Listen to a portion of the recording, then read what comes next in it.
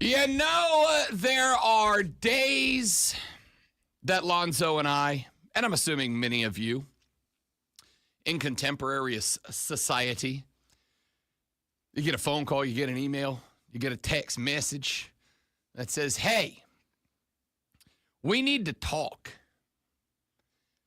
And I don't know about you, but when I get those, hey, we need to talk emails, never once does my brain say, this person just won the lottery and wants to share it with me. Or this person just won a prize. It's a free cruise to the Bahamas and they want to go with me. No. When somebody says, we got to talk, it's the same as see me in my office.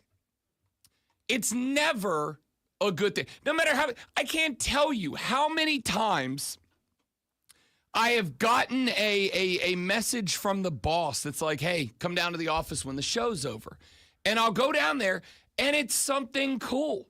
Or his stop over when you have time. It's like, oh no. Yeah, it's always a no. But like I can say in the 5 years plus I have been here now at this point, ordinarily when I get a stop by my office after the show, it honestly 90% of the time is something either mundane or cool. Hey man, we decided that we're going to send you to ACC Media Days, put you up in a hotel for 2 days, give you a stipend, yada, yada, yada. Or, hey, man, we've got, 4 box tickets to go see the Panthers this weekend. They're playing the Saints. I know you're a fan. Do you want them? Like, it's usually something pretty cool, kind of perks of the job kind of deal. Very rarely, like once or twice, have I gotten the come see me in my office and I get down there and I'm genuinely in trouble for something. All right. It's happened once or twice. And I can say of the times it's happened, more often than not, it's not even anything that I did. It's like something, station related or whatever that I need to help out with, or I need to be prepared for, or, hey, just as a heads up, we don't really do that here, Rob. Even though you did it, you're not in trouble, just don't do it again kind of thing. It's usually something like that. And usually it's, it's something, whatever. And Rob never wore a thong again to work. What you say? I got a great ass. It's a Florida thing, It is. So they do radio in Florida. No one wears any clothes. On the beach. That's what I've heard. Cheeks out. Okay. Cheeks out. No other way to live.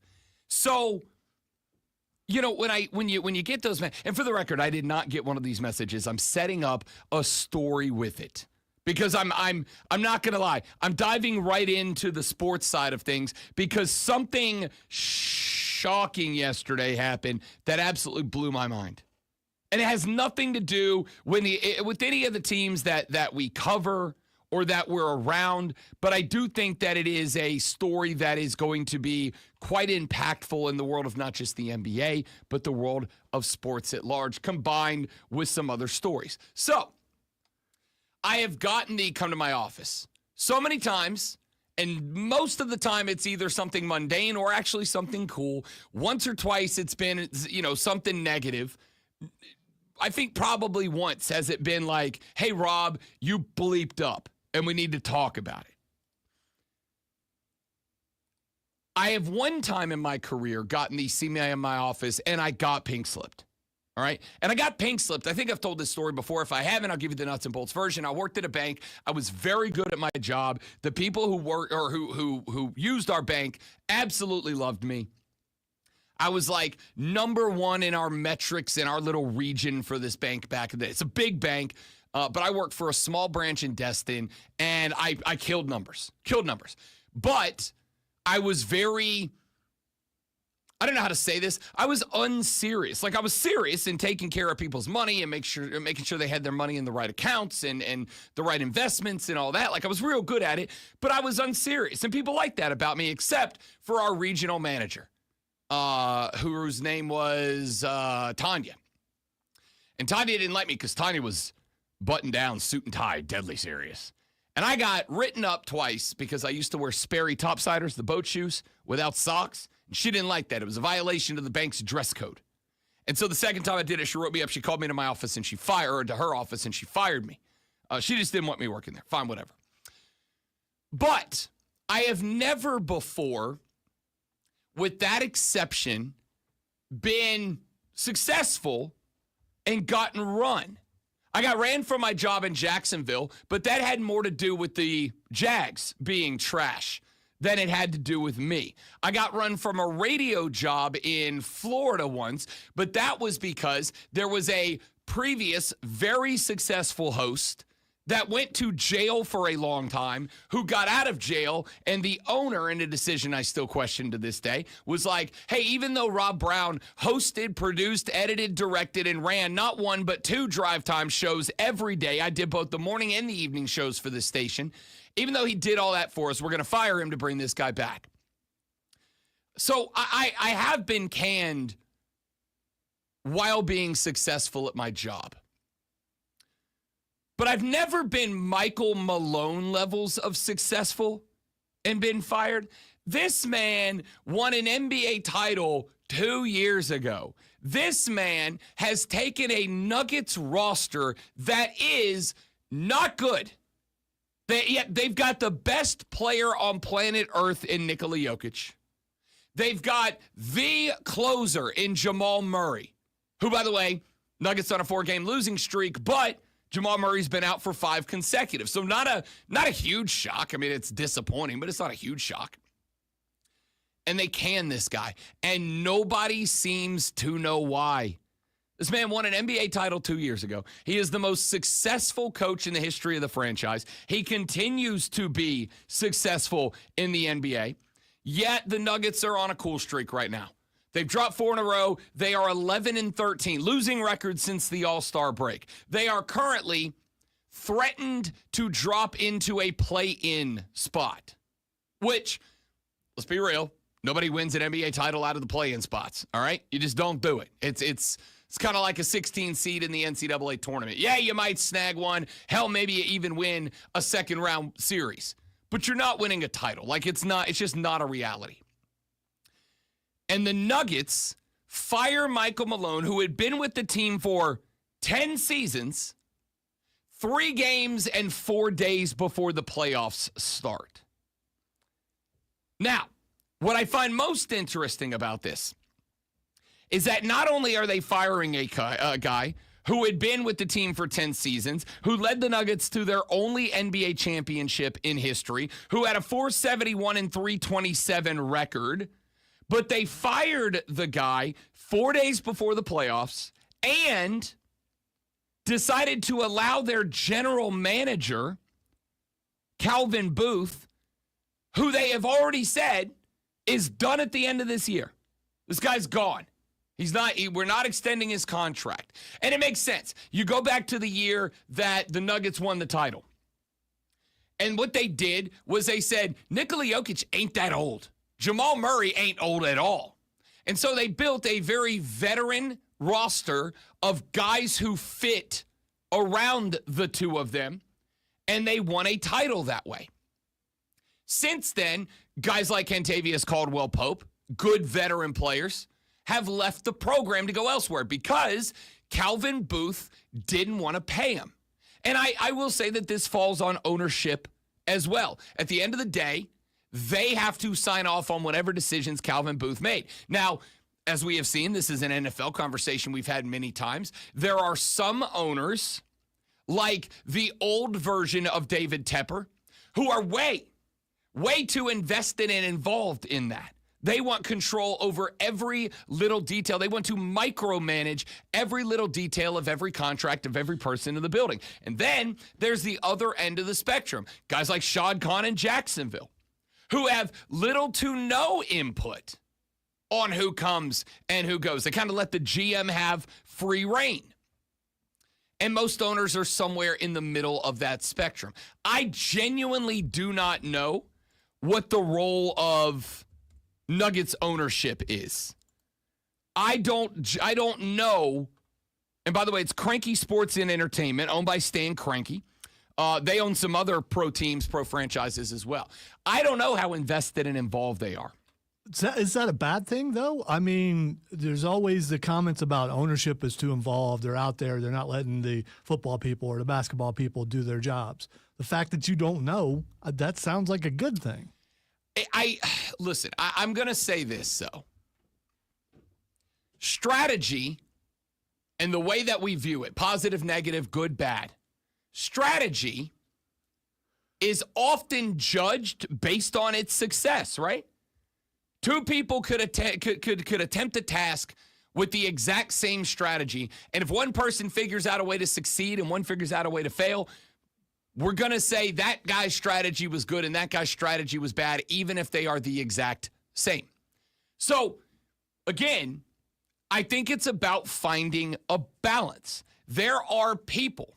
As a matter of fact, I was having a very similar, about something totally unrelated, but I was having a conversation with a dear friend of mine last night. And the conversation we were having was this person saying, Rob, I miss your show. It was a buddy of mine down in Florida. Rob, I miss your show. And I said, I appreciate that, man. Where's this coming from? And he said, because there's another host that is on being carried by your old station. And this host does the loud, boisterous, larger than life, over the top, excited about everything type of radio show. But it's just not the same, right? He doesn't, it feels fraudulent. It feels like he's making it up. It feels like it's a character versus you. And I'm not saying this to, stroke my own ego. If I am stroking my own ego, so be it. But he said versus you that I got to know, and the person you are on the radio is it's genuine. It's who you are. Lonzo can attest. You meet Rob Brown out in public, I'm the same guy. Yeah, he is. He's just as loud in the office. Yeah, I'm the same guy. The most frequent sound in this building is other people's doors closing whenever I start having a conversation with somebody. Because I don't know, man. I choose to be happy. I like to live, laugh, love. And I think that translates across the radio. And a lot of other people try to kind of have that big, boisterous personality, and you can tell that that's just not really who they are. And I think people feed on that. That strategy, I like to think, is successful for me, and it's not successful for other people. But I just do it differently. It's the same strategy, I just do it differently. I need to know what the strategy is here. I really do. And I want to be clear. If this happened to the Chicago Bulls, I probably wouldn't be as heated about it. But I am here. And I will acknowledge a big chunk of the reason why is because I do not want to see Nikola Jokic, who I think is in the midst of what should be his fourth consecutive most valuable player campaign. I do not think Embiid deserved it over him. And respectfully, as incredible as SGA is for the Thunder right now, I still think Nikola Jokic is more valuable. I still think Nikola Jokic is more important. And does this not kind of feel like, unless the Nuggets have, and I'm going to sit back, I'm going to wait patiently, I'm going to see where they go. Because who knows, maybe in 3 or 4 days, they announce that Phil Jackson is coming out of retirement to coach this team. I don't know. Maybe they got a guy lined up and they just wanted to get the jump. But somebody's going to have to explain to me how it is you take a guy who has coached a team whose best players outside of Jokic, Murray, and Aaron Gordon are Christian Braun and Peyton Watson. Somebody's going to have to explain that to me. Somebody's going to have to explain to me how it is a team that has the ghost of Russell Westbrook on it. And again, Russell Westbrook's going to go down as one of the most interesting players in NBA history to me, because on one hand, he's going to end his career with more triple doubles than anybody else in the history of the game. And on the other hand, I got my dude out here, of those 4 games that the Nuggets have lost in a row, Russell Westbrook, I am comfortable saying, is personally responsible for at least 2 of them. My man's out here creating dumb turnovers, missing point blank range layups that would have been game winners. How is Michael Malone, who I'd like to think has input on roster construction, but has been placed in front of a team that has no depth, honestly has like 3 good players? I mean, maybe I'll let you include Michael Porter Jr. in that. He is averaging 18, 7, and 2 a game. Like, maybe I'll let you include Michael Porter Jr. But at the most, 3 good players. And then a bunch of nothing. Zeke Naji is a secondary player on this team who adds 3.3. He's 6'9". He adds 3 points, 1 rebound, and a half assist a game. And a half N assists per game. Michael Malone has taken a team that I truly believe like 24 NBA coaches would realistically be probably like 32-49 at this point with 3 games to play. They are 47-32. They are second in their division as it stands right now. And obviously in the NBA divisions don't matter all that much. But they are currently seated in a playoff spot, 5th in the West. They are tied with the Clippers, tied with the Warriors, tied with the Grizzlies. When you include the tiebreakers, they are 5th. So they are 1 spot out of getting a first-round game. They are not a play-in team as of right now. And with the schedule that they have left ahead of them, because we do have, 3 games left in the regular season? They should, now that Jamal Murray is back, I think, win out. Which means that they are not finishing any worse, I don't think, than 5th place. The Lakers, who I like a lot, currently sitting in 3rd, are 1 game up on the Nuggets. It is quite possible the Nuggets could be as high as the 3 seed going into the Western Conference playoffs. And yet Michael Malone gets canned, and not just canned, but canned 3 days before the NBA playoffs start. What are we doing with general managers in the NBA right now? I got Michael Malone getting fired. I got the coach of the Grizz getting fired.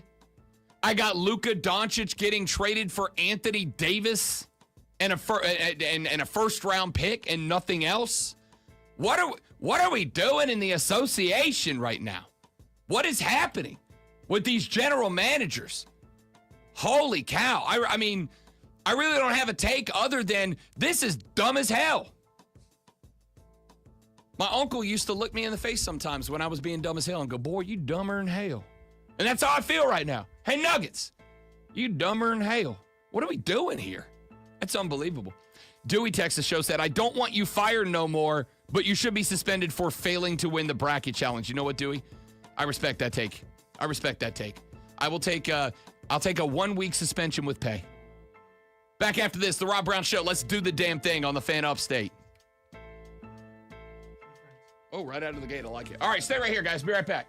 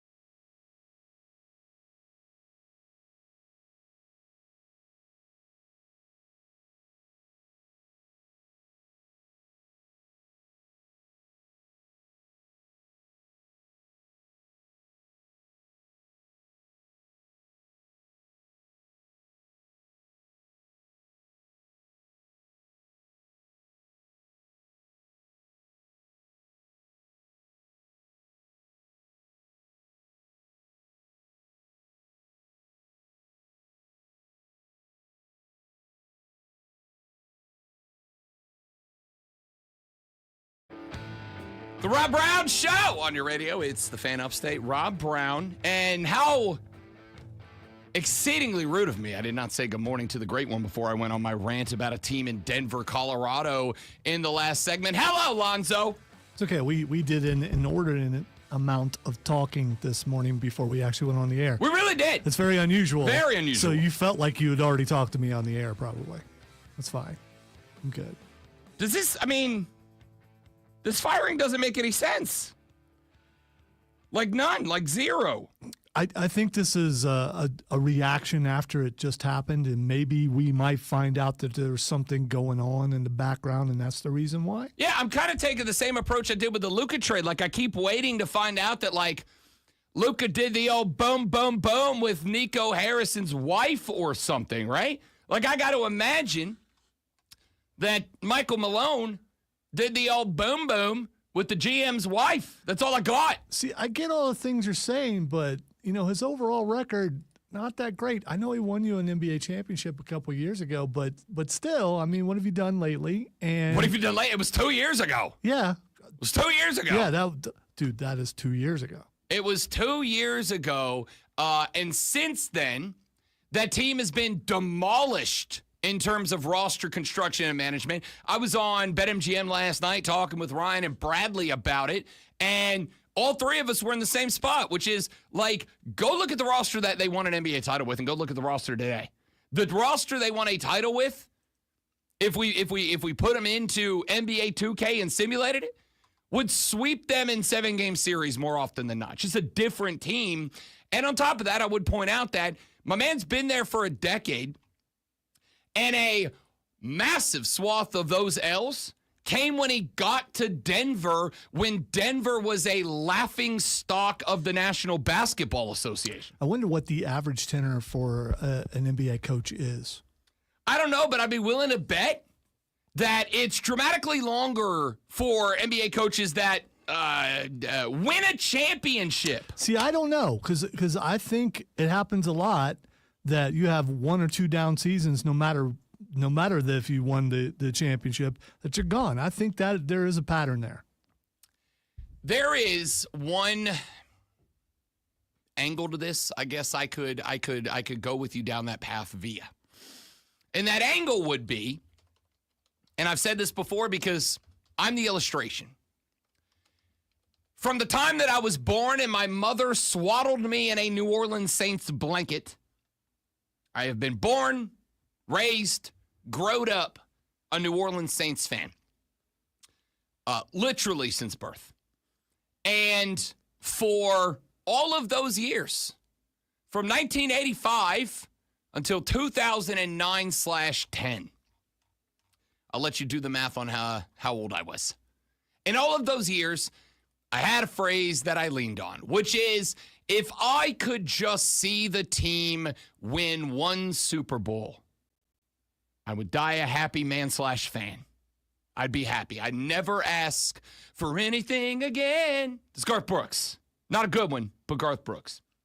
And so I got one in 2009. Sean Payton, Drew Brees, Reggie Bush, etc. Jeremy Shockey, just because I wanted to say that name from a long time ago.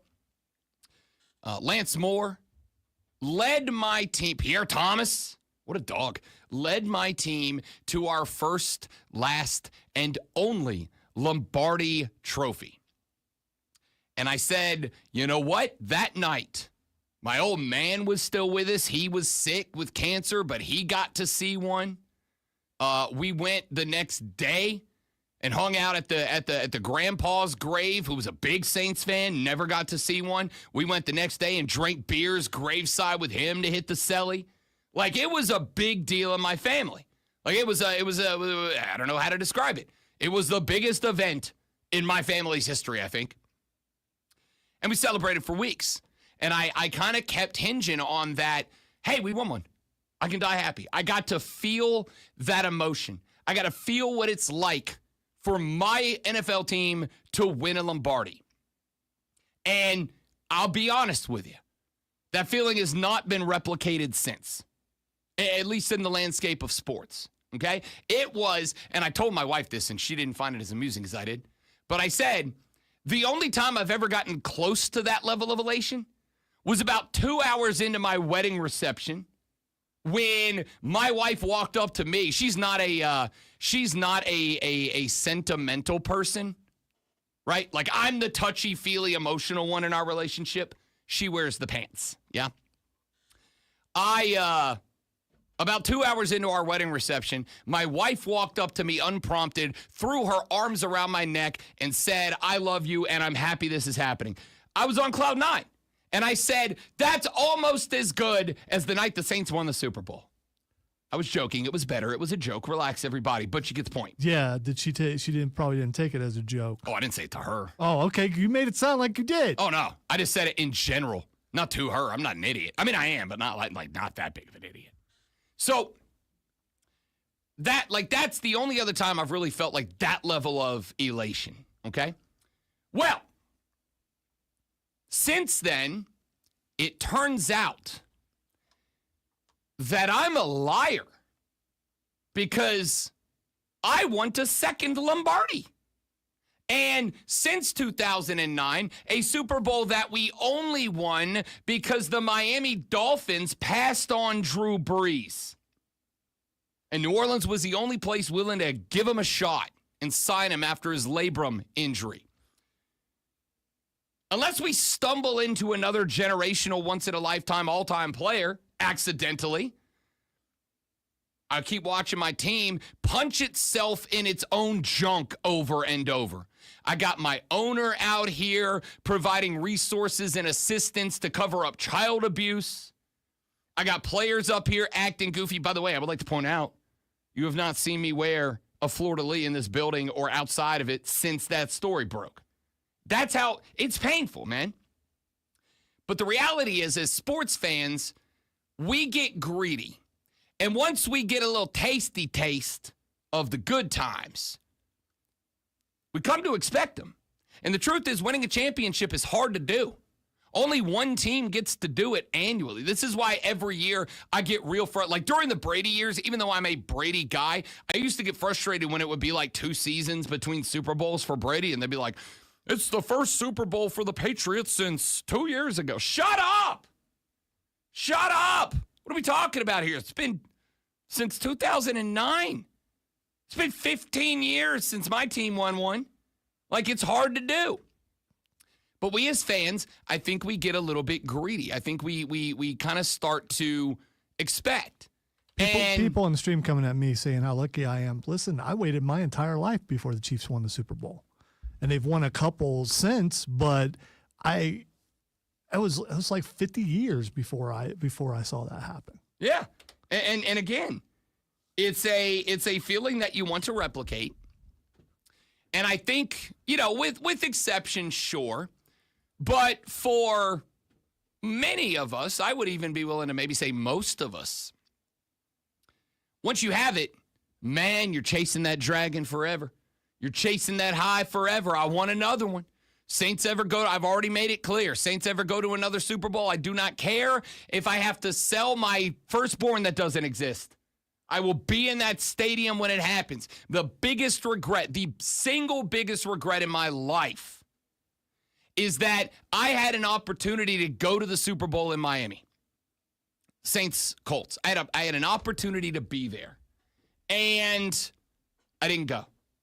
Because it was going to cost me like legitimately $6,000 between the ticket, the travel, hotel, yada, yada, yada. It was going to cost me like $6,000. And my boss came to me and he's like, "Hey, I know you're a Saints fan. We booked you a remote for Super Bowl night, and I got paid like 2.5 times my usual talent fee," which isn't a lot, but at the time, it was a game changer for a young and dumb and bad with money Rob Brown. Now I'm an old and dumb and bad with money Rob Brown, but you get the point. And I didn't go. And the second that Tracy Porter picked off Peyton Manning and took that thing back to the crib, and we all said, "That's it, ball game, Saints win," I went, I should have been there. I should have done it. So I've always said, if they go back, I'm going. Doesn't matter where it is. You can play that Super Bowl in freaking Antarctica. If they go, I'm going. Okay? So I have spent years now going from, if I see one, I'll die happy, to Why won't my team stop punching itself in its own groin and get it together, man? And I wonder if that's an emotion that the Nuggets are replicating, and that's why they fired Michael Malone. They won a title 2 years ago, the first, last, and only time that they have done it. They won a title with the guy who has now won multiple MVPs and frankly should win another one this year. We'll find out. I'll talk about that later.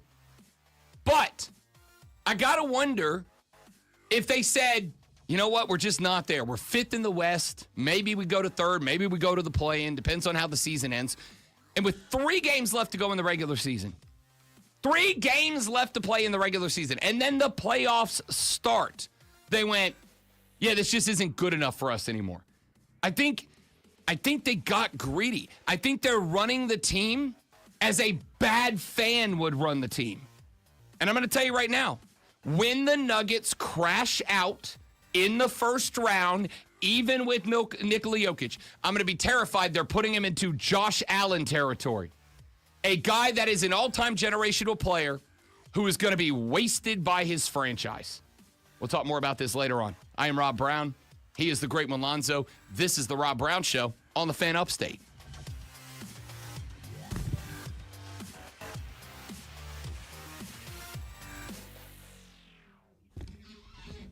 Okay. Are you interested in this movie at all? I didn't see the first one. Did you see the first one? But they didn't have John Bernthal in the first one. That's true. And he's his brother. Mm-hmm. Have you watched it with the sound up? I have. And it looks cool. Like I'm in. I did not see the first Accountant, but the Accountant 2 with the Punisher and Batman looks like it's going to be fun. The only issue I have is that, like, they showed me in the trailer, obviously, that J. Jonah Jameson's getting whacked early in the movie. Maybe. Trailers lie. That's also true. My dad skipped 2 Super Bowls for a pool table that wouldn't fit through the house door. What? Zach, story time. I've always wanted a pool table, by the way. I really want a pool table. Yeah. It's way up high on the list. But I also want a garage with a loft on top of it where I could put the pool table. Oh, see, I want a 3-car garage that I park 1 car and the other 2 garage ports are just the Ulta Bro Cave. I want a basement. That's what I want. Not a garage. I want a basement that I can turn into a basement bar.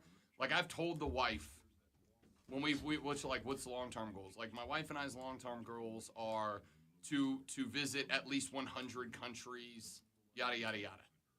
But I think my ultimate goal is I want a basement that I turn into like the ultimate bro cave. Have you seen all these clips on social media where guys are hanging like simulated small jumbotrons, like jumbo scoreboards? I want that.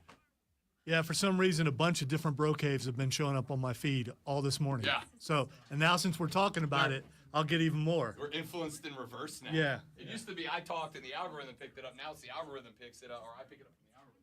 1 minute.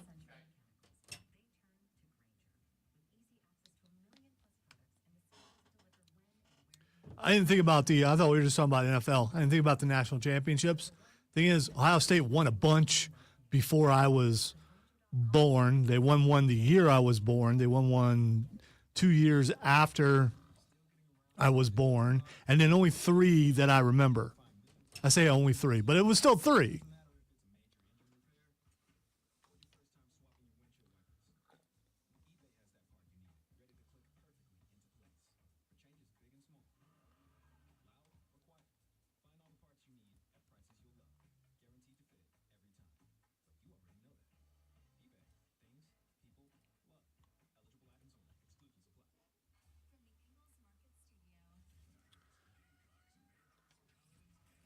Put it in about maybe 2 hours on South of Midnight yesterday. I'm interested in your take in it if you ever play it. On which one? South Midnight. Yeah, I downloaded it, but I didn't start it. The wife wanted to do outside Daredevil time, and I couldn't say no to that. I don't get that.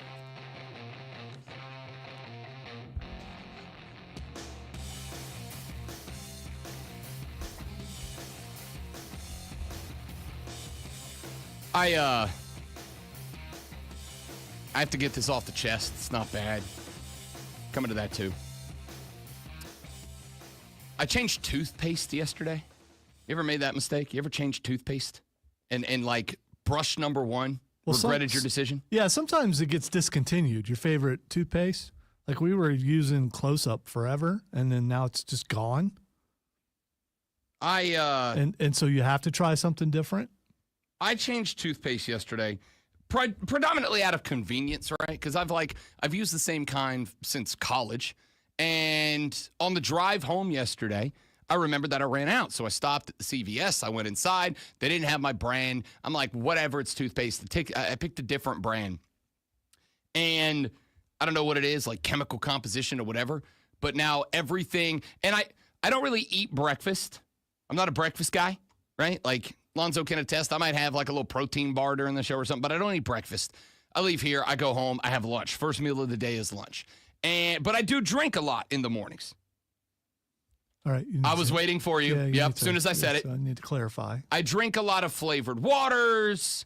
I have switched respectfully over to Celsius as my AM energy drink. From what I understand, it's not healthy. It's just a little less terrible than the other stuff on the old kidneys and whatnot. So I drink a lot of non-alcoholic beverages in the morning, unless it's Sundays, and then I absolutely am team mimosas right out of the gate. But the problem here is, though, I brushed my teeth roughly 2 hours and 45 minutes ago, and everything still tastes like booty cheeks. Like everything's gross. What did you get? Like whitening toothpaste, or did you get? Well, I mean, yes, okay. That's exactly what I got. Yeah, so whitening toothpaste always sounds terrible. I mean, tastes terrible. I don't know. No matter what the brand is, it always tastes bad. I have recently gotten, and this is part of the quest to drop the LBs for old Rob Brown. 215 this morning, by the way. Lightest. I'm officially now the lightest I have been since high school. Lighter than I was on wedding day. Okay, so I'm on the quest. I've decided to get serious about it. Part of the reason was a handful of weeks ago, I guess a couple of months ago, towards the beginning of the year, I got told by a very dear friend who is in the sports broadcasting world that, like, my tape is good enough to be picked up to do some TV stuff, but I'm just going to have to clean up the look a little bit, which is fair. Nobody wants to see a fat guy on TV except Wendy. I love Wendy. Fat guys unite, okay? Yeah, but he's kind of weird. And he's LeBron's BFF. Mm-hmm. So I was like, all right, you know what? Bleep it. I'm going to go for it. I'm gonna drop the LBs for real this time. Even if it's for a totally self-serving narrative, I'm going to do it. And you know, you gotta have the old pearly whites. So I was like, you know what? I got to get new toothpaste. They don't have my brand. I'm going to get the white optimization stuff, like the, active charcoal. I don't know what that means. I just know that it looked real good in the box. So I was like, YOLO, I'm going to get it. And now, here we are 3 hours later, and just everything still tastes awful. What a tragic first world problem way to start the day. All right. The Nuggets fired Michael Malone yesterday. That might be the biggest story to start the day. I do have to say this, and I'm pretty excited about this and to see how this plays out next year.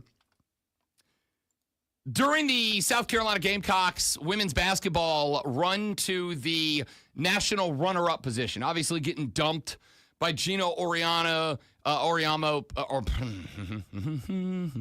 You just call him Gino. Everyone knows he's the only Gino that's. I can say his name. My mouth just malfunctioned. Gino Oriamo. Although there's a Gino in the NFL. A lot of Ginos. Gino Oriamo at Paige Beckers in the UConn Huskies. We talked about that game on Monday's show. And my take on Monday's show was they're going to have to find a star, because I do think that to some degree, the failure of the team to win a championship, which, by the way, as Lonzo pointed out on Monday appropriately and accurately and succinctly, this team wasn't expected to be a Final Four team this year. They made it to the Natty, and they got taken down by, if Don Staley's not the GOAT, the only other guy that could be considered I'll say greatest of this era, because there are some great women's basketball coaches in history. Shout out Pat Summitt, one of my favorite coaches of all time.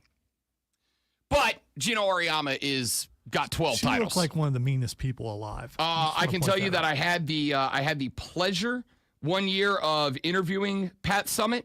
She absolutely looked like she would rip your face off. Sweetheart of a lady. Sweetheart of a lady. She absolutely had that vibe of, if I hear one note of music coming out of your car, I'm calling the police. But sweetheart of a lady, which is why her players loved her so much. That's why Candace Parker loved her so much. So anyway, you got taken down. You weren't expected to be a Final Four team. You made it to the championship. You got brought down by Paige Beckers. And remember, the entire narrative of this tournament had nothing to do with South Carolina. It had nothing to do with Dawn Staley. The entire narrative of this tournament was, can Paige Beckers cement her legacy by getting a ring? Last year, it was Caitlin Clark. The year before that, it was it was South Carolina. The year before that, it was Angel Reese. Like, it has been, she just kept running into other schools and other players having a whiz kid year and bumping Paige Beckers out of the spotlight. And this year, the question was, has she got enough gas in the tank? Is there enough in Paige Beckers to go get a ring? So, like it or not, as wildly positive as Dawn Staley has been for women's basketball, as widely liked as she is nationally, the reality here is the nation was in the back pocket of Paige Beckers. College basketball fans were pulling for Paige buckets to get a ring before she departs for the W. But I said coming into this, one of the issues that South Carolina was going to have, this was part of the preview going in to the Final Four weekend. It was the reason to me that South Carolina lost, is because as women's basketball has expanded, has improved, as we've seen an improvement in coaching, we've seen certainly an improvement in talent. Yes, it is still a very top-heavy sport. Yes, there are 4 or 5 teams that are championship caliber. Honestly, this year it felt like there were really only 2 or 3. I think there's 4 or 5 that on any given day could win a natty, whatever. As the sport over the past 6-7 years has gone from, oh, yeah, it's fine, the girls play too, to we got NBA players investing in the WNBA now. We got celebrities showing up at every game. I got Ted Lasso doing the Ted Lasso dance on the sideline of WNBA games now. It's a big deal. Maybe not to all of you, but it's growing. Was that the Ted Lasso dance? That was the Ted Lasso dance. Okay. I can't do it quite as well as Ted Lasso, but that's why it's the Ted Lasso dance. So as the sport has grown, women's basketball at large as a whole has grown, it's going to get more progressively difficult to win. And it is going to, maybe not in terms of high-flying action and electric pace of play. Hey. It is going to start to resemble the men's game in that you are going to have elite players on very good teams and more very good teams having more elite players. And you're going to have to start. Walter Clayton Jr. was an elite player for the Florida Gators down the stretch. He was, even though he did not have the score line in the NCAA Men's Championship game against Houston that he brought through the Elite Eight in the Final Four, he did put points on the board, and more importantly, he became a lockdown defender to wrap up that game and hand Houston the L. You're going to have an elite player surrounded by very good players to win in the women's game, just like you do in the men's. And I said coming out of that championship game where USC dropped the L to UConn, the biggest problem that Dawn Staley had in this tournament, in my opinion, was that in the last handful of years, the years where if South Carolina lost, it was an upset, was they had those players. The Cardosos, the Bostons, go back further to the Asia Wilsons, etc. They had those players. And this year, they didn't have that player. They didn't have that one player that, with everything on the line, Cooper Flagg was that player for Duke. What happened when Cooper Flagg melted down? They lost to Houston. They didn't have that one player that you could say, clutch time, Paige Beckers is running away from us. Here's who's going to go match Paige Beckers, right? I need an elite star that can match the other elite star so that my overall better team can go win around them. You didn't have that this year.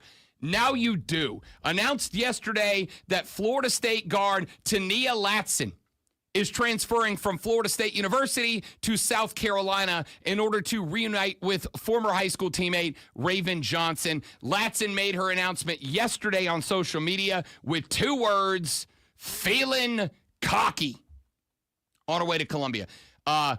Superstar, Tania averaged 25-plus points per game for Florida State last year. Averaged 25.2 points per game for the Noles last year, who were the first school to offer her a scholarship. She played in high school in Atlanta with Johnson before transferring to play in South Florida for her senior season. Latson entered the portal last month, told reporters that she was definitely in her ear, Raven Johnson did, about being teammates again. Johnson said she and fellow South Carolina players Malaysia Fulwiley and Ashlyn Watkins played AAU with Latson, and they wanted to get the gang back together. According to ESPN research, this is the 3rd time that the leading scorer in Division I has transferred to a new program dating back to the early 1980s. Here's what's more interesting. And again, is the SEC a better conference in women's college basketball? Sure. But no player in South Carolina history has averaged 25 points per game in a season, and only one of them, Asia Wilson, back in 2017 and 18, has had a season with 20 points per game since Dawn Staley took over back in 2008. Asia Wilson averaged 22.6 points per game. Latson averaged over 25. If I was to take Tania Latson and add her to this year's roster, I don't know that they beat Paige Beckers in UConn. Here's what I do know. Paige Beckers is one of the greatest. Paige Beckers is one of the greatest. She's one of the best to do it. And you got beat by one of the best to do it, coached by one of the best to do it. You didn't have the gun, the arsenal, the ammo to go toe-to-toe with Paige Buckets on Sunday. You didn't have the ammo.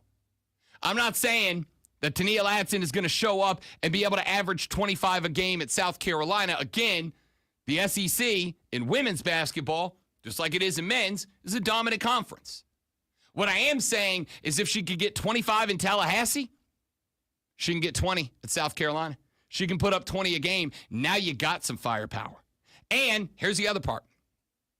I'm not saying there won't be a Paige Beckers next year. There won't be a Caitlin Clark next year in the landscape of women's college basketball. I'm saying right now, if there is, I don't know who it's going to be. I don't know that you have that. I'd say right now, Tania Latson could very well be that individual. Tania Latson could be the Paige Beckers, could be the Asia Wilson, could be that one, the Caitlin Clark, that one player that you go, if you're winning a ring, you got to go through that young lady.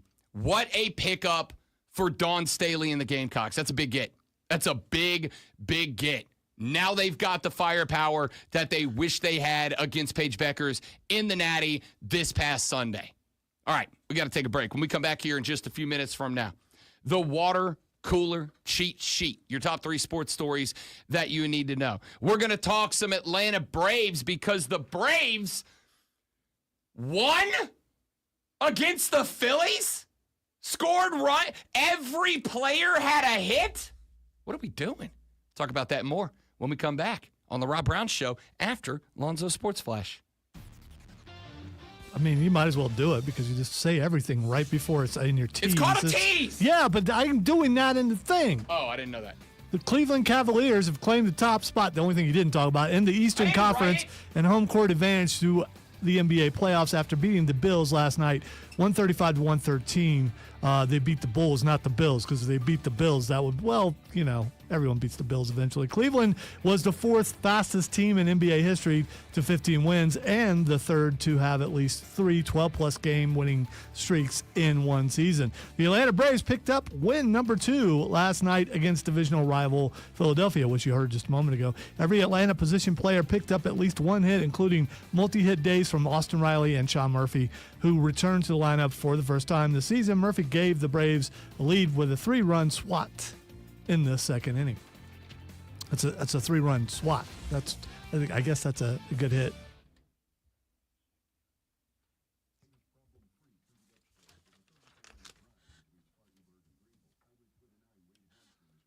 I'm pretty sure he just said Spartanburg.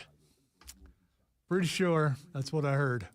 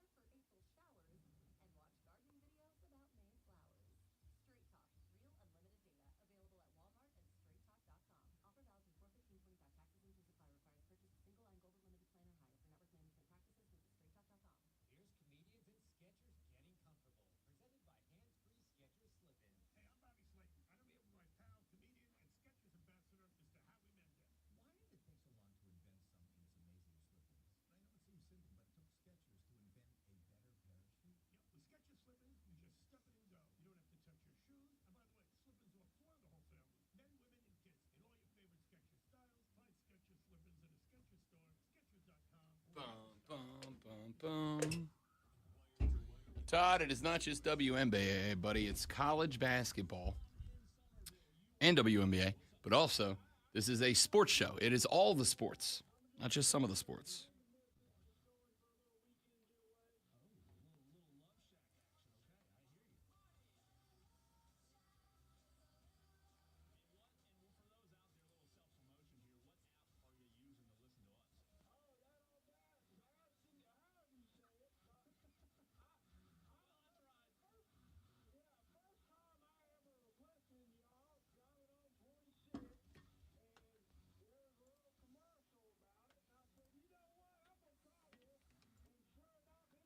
Did you listen to the Xavier Leggett clip? Is it safe? No, I didn't listen to it. Foul time here, but let's see.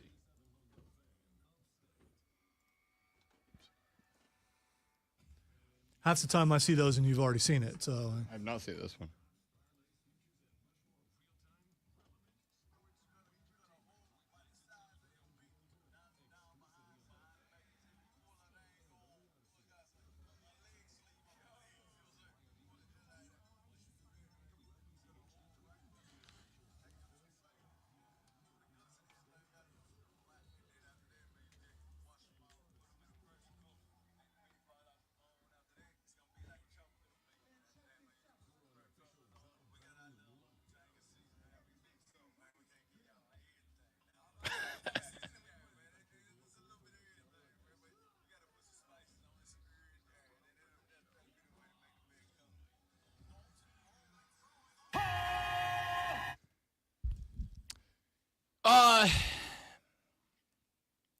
So there's part of me that says save this for later in the show, and there's part of me that's like, play it right now.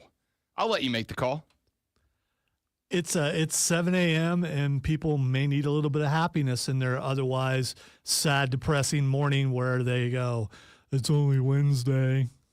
You know. Is it enough to override our benchmark here? Is it enough to override the cheat sheet? Because let's be real. If I play this clip from Xavier Leggett, it's all we're talking about. Make it item number 3. So I just make it a part of the cheat sheet? Make it item number 3. I like that idea. Yeah, He's not a problems guy. He's a solutions guy, people. Welcome back. Our numero dos of the Rob Brown Show goes now. This is the Fan Upstate. I'm Rob Brown. He is the great Malonzo. We are just ecstatic to be with you every morning from 6 until 10 a.m. And by the way, for the few of you, couple of you, not many, but couple of you, that via the text line, the Facebook stream, et cetera, complained about the fact that in the last segment I talked about women's basketball. I will respectfully reiterate to all of you one more time again that the Rob Brown Show is a sports show, not a sport show. Not a show that follows a sport, and if you're lucky, dabbles in another. No. We get into sports. That is any, all, every of them. We get into as many of them as I can fit into the 4 hours that we do a sports show every morning. And as you sound like the Joker when you did that. And here we go.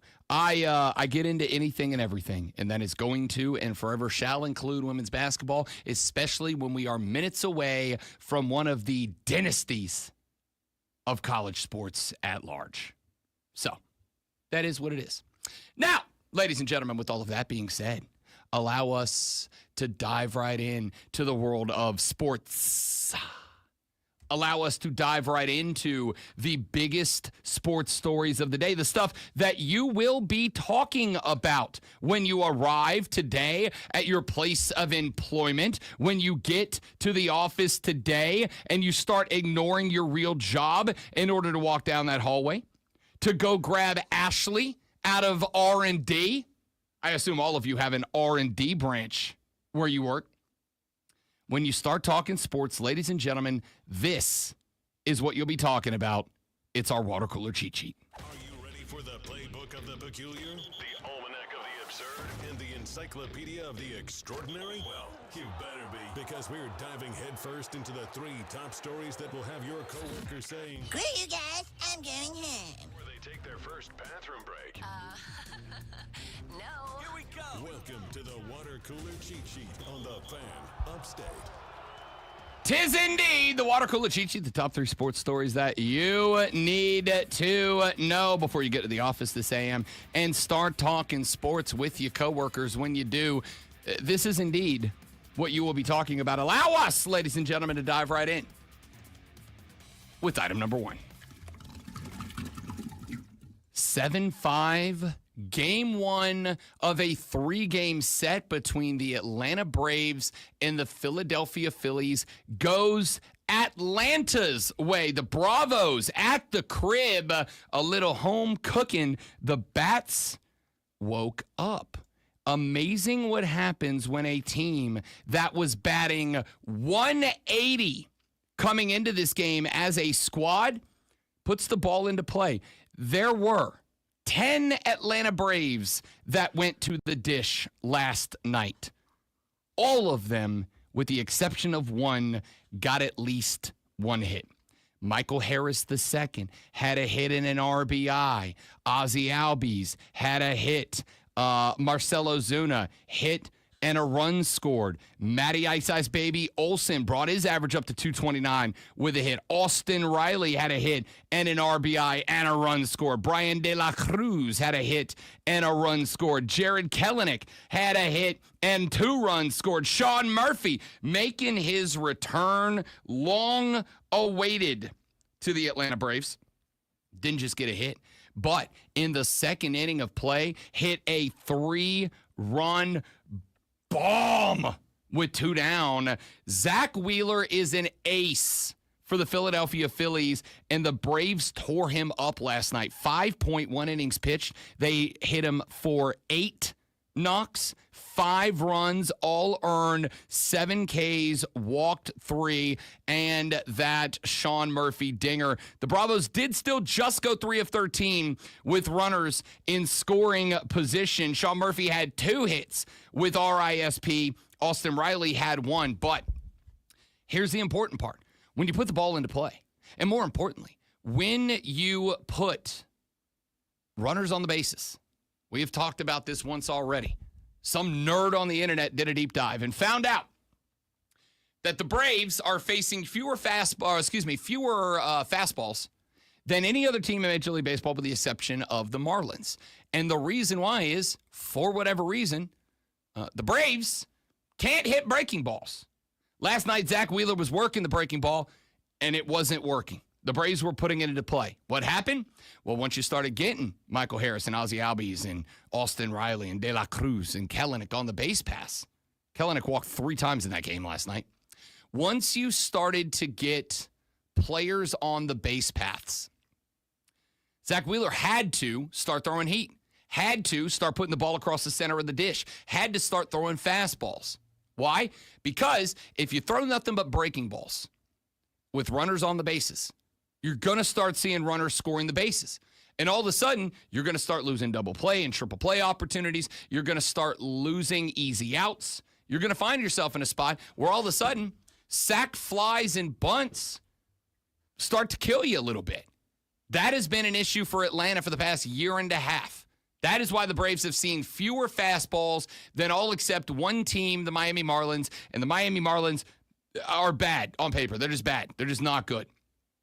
Last night, the Bats woke up. They started putting players on the bases, and even though they gave up 5 to the Phillies, the Atlanta Braves won the game because Zach Wheeler had to start throwing heat. When he started throwing heat, the Braves were able to get more runners on the base pass, able to cross the dish. This Braves team, this is the Braves team everybody expected to see. Now, I do want to say, this isn't me coming off of the panic wagon just yet. They're 2-8. But if they do this again, and they do it just once out of the next 2 games, and they take 2 out of the 3 against the Philadelphia Phillies, I'm going to tell you at that spot, then all of a sudden maybe you go, okay, it was a bad 9-game stretch. Maybe this team's going to be okay. But I'm not there yet. Let's see if they do it again, because if they go out and they get hammered, remember they scored 10 against Miami last Friday, then they turn around and got blanked with, 2 hits or 1 hit the next night? If they can do it 2 games in a row, even if they don't win, If they go lose 7-8 or whatever, all right, you've stepped up in the right direction. But I'm just saying, I'm not quite ready to stop hovering the mouse over the panic button just yet. Give me one more of these, and I'll feel a lot better about it. Let's get to item number 2.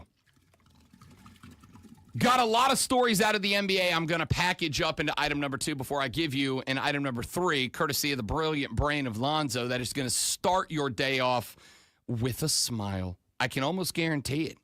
Let's go across the NBA. Number 1, the Cleveland Cavaliers. Yes, those Cleveland Cavaliers have now locked up the one spot in the Eastern Conference of the NBA. Hold on. LeBron doesn't play there anymore. He does not. Cleveland can't win without LeBron, can they?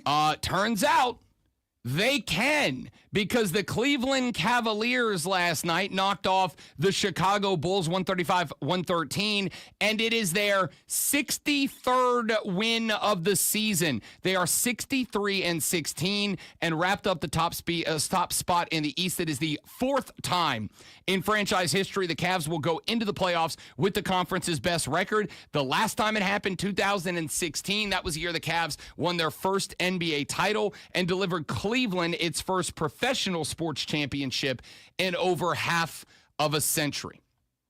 Cleveland went 48-34 last season, advanced to the Eastern Conference semifinals before losing to eventual NBA champion Boston in 5 games. The Cavs would then fire J.B. Bickerstaff at the end of the season and replace him. Ever since they did replace him with Kenny Atkinson, all of a sudden, Cleveland has been pulling the trigger with the turbo enhanced. Cleveland got off to a fast start, became the 4th team in NBA history to win at least its first 15 games. It is the 3rd team in league history to have at least 3 streaks of 12 wins in a season, including a 16-game run from February 3rd to March 14th. Now, the Cavs did lose 4 straight after their franchise record win streak, but rebounded to win 7 of the next 10 at 63-16. They need to win their final 3 games to equal the franchise record for most victories in a single season.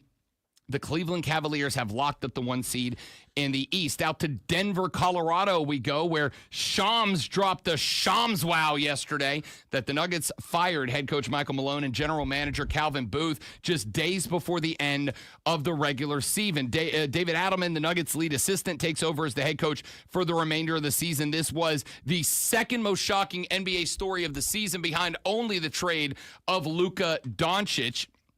The decision to fire Michael Malone and eventually part ways with the GM, who they say will stay on to the end of the season before being let go, comes just 2 years after Denver won the 2023 NBA championship. Now, the Nuggets are 47-32. They are at 5th in the West right now, but it is a log jam. There are 4 teams tied with the same record, and the Lakers are just 1 game up on all of them. However, the Nuggets could theoretically be the 3 seed. They have lost 4 in a row. Part of the reason why Jamal Murray has been out for 5 straight games with a hamstring injury. I have no idea why this team decided to make this move 3 games before the playoffs start, but we will find out. And finally, the Timberwolves, spectacular last night in all the wrong ways. Minnesota was leading the Milwaukee Bucks last night by 24. Now, the NBA has a rap right now that only like the final 5 minutes of a game matter. We have seen plenty of leads, 12, 15, 17-point leads that evaporate, and all of a sudden we got ourselves a ball game with 2-3 left to play. If you're up 24, you got to win the game. Except for in the final 10 minutes of the game, Minnesota was outscored 39-8. They ended up losing the game 110-103 to the Milwaukee Bucks, and they allowed the Bucks to end a 5-game winning streak. The Timberwolves started the game in a 4-way tie for 5th place in the West. We just talked about that a minute ago. They have now, with this loss, fallen all the way down to 8th in the playoff standings. Minnesota now sitting in 8th place out in the West. They are, as it stands right now, fortunately for them, a full 7 games up on Minnesota for that final play-in spot. They are just 1 game back of Memphis, Golden State, Denver, and LA, who are all 47 and 32. All of those teams are 1 game back on the Lakers, who are 48 and 31. That's a tough spot to be up 24, to go down 39 to 8 in the final 10 minutes of play, and to drop from 4th down to 8th in a single night. That's rough. Can they bounce back? We'll find out. So there's some NBA news and notes for you, with just 3 games remaining before we get to the NBA playoffs, and we will continue to check in on those as we roll forward. Let's get to item number 3. This is not a news item per se, but we're making it number 3 anyway. And we're making it number 3 anyway because I got to tell you, I listened to this clip during the break. I had not heard it. Zoe sent it to me in a DM. He slid up into my DMs. And I listened to it during the break. And I thought, I don't know if this is going to be radio quality or not. And even if it's not, I got to make sure that there's no sour language, no negative language in this. Got to make sure it's clean. When I tell you I listened to this clip, and then I'll listen to it again because it was just that entertaining. Ladies and gentlemen, I think, Zoe, perhaps, potentially, possibly, America's favorite NFL player, Xavier Legette. I got to tell you, the question's been asked all offseason, can Xavier Legette be the number 1 wide receiver for the Carolina Panthers? Dave Canales says yes, and I got to tell you, I hope he's right. If only because I want this cat to stay in my coverage area forever. If he was a Seattle Seahawk, I might not be able to get as much Xavier Legette mileage as I do. And I'm not talking as the captain of team content here. I'm not talking about the guy who says he's given me just absolute gems of sound bites over and over. No. I'm talking about Rob Brown, regular dude who just likes funny stuff, like Xavier Legette, who has finally explained something we have wondered about his career for a very long time. His recipe for the perfect raccoon. I know that you eat raccoon, so if I wanted a perfect raccoon meal, take me from start to finish, what do I gotta do? For yourself, right? First you need to go in the woods. You gotta have some coon dogs that's trained to go. Once you pass that point, you just skin them. You cut a hole about the size of your pinky down behind the back of his head. Pull that thing on, what can I say? A leg sleeve on the legs, you know what I'm saying? Pull it just like that. And once you do that, right, you just cut a hole right across the chest. Just take your 2 fingers, pull the guts and everything out of them, strip them out. And then after that, man, you just wash them out, put them in a pressure cooker, let the meat fall out the bone. After that, it's gonna be like chopped up meat. And after that, man, you just put some curry peppers on them. We got our little own tank of seasoning that we mix up, man. We can't give y'all everything now. I was about to say, what type of seasoning we put? Yeah, man, it's a little bit of everything, man. But you gotta put some spices on it, some herb, and then that'll be the way to make the best come. Okay. So the meat falls off the bone. Wow. Pressure cooker. I was not ready for that. I didn't know that that's how, but if you've had pressure cooker meat, it's usually pretty tender. See, I'm a slow cooker guy. I hate it, by the way, because you're hungry all day. You smell that stuff, and you're just constantly smelling food. I have to leave the house whenever the wife uses. We've had this. You and I have had this debate before. Yeah, I can't. No, because it makes you eat more. Because you're just constantly smelling food. To me, the correct order of cooking meat, time equals success. Okay? Time equals success. The longer of a process that you go. I'm a big, slow smoker guy. Like college football Saturdays, there is nothing better than setting up the smoker and putting a big butt on it at like 9 a.m., and just letting that thing smoke all day. And by the time the 7 p.m. game's ready to kick, that thing is just ready to go. Yeah, but you have weird eating patterns. So 7 o'clock for you is like lunch. So, I mean, lunch is your breakfast. So 7 o'clock is your lunch. So, I mean, I think for normal eating patterns, I can't handle it. As I've said before, and I'll say again. Would you try the raccoon? Hell yeah. Would you? First off, I've had raccoon. Have you? I haven't had it XL's way. No, I've had it off a grill before. I haven't had it XL's way. They leave the eyes in and stuff. No, you clean it like you do any other animal. They may have grilled it like they do fish. I don't know. You clean it up. He just gave you the process. I know his process. It is very similar to the way that you field, clean, and then cook deer. You separate the back strap, then you get the breast and everything on the inside. You clean it and you gut it, then you cook all of that together. I appreciate one thing and I question one thing, and I very much hope we can get XL on the show because I do want to ask him about this. I appreciate the fact that XL has his signature spice ready to go. Like, he's got his mix. Because I think those of us that enjoy the barbecue or slow cooker lifestyle, over time, we all develop our perfect mix of spices. I've got mine at the house.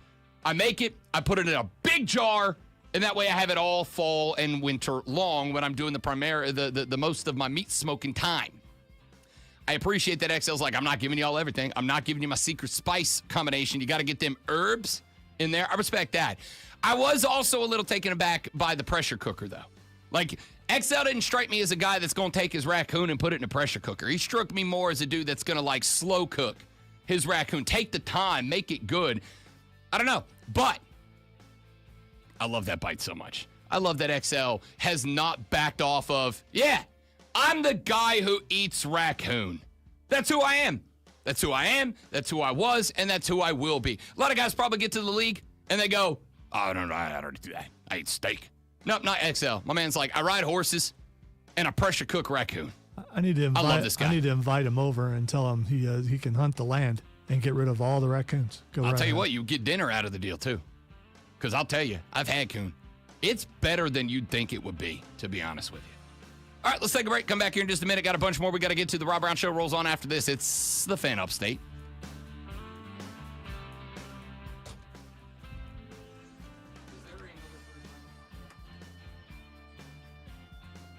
Look over here.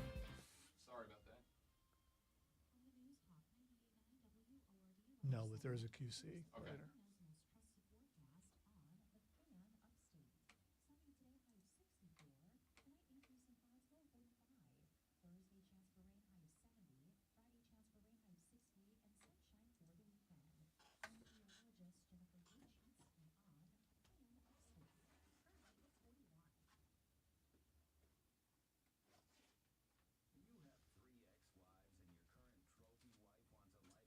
Yeah, see, that's my thing, Steven. Like, he says after you pressure cook it that he said it's, quote, like chopped up meat. And I assume he means that it just falls apart like you have chopped it up. But to me, I would much rather, like, regardless of what I'm making, if I'm making, like, like meat, not like a steak. Steak's going on a grill.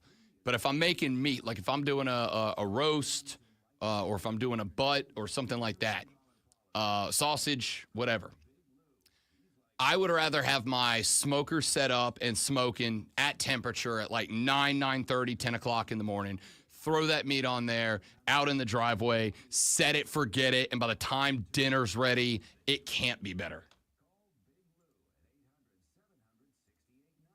That's how I would attack it. But I've eaten, but I've never actually cooked raccoon. I feel like I kind of got to trust XL in this case. All right, be right back.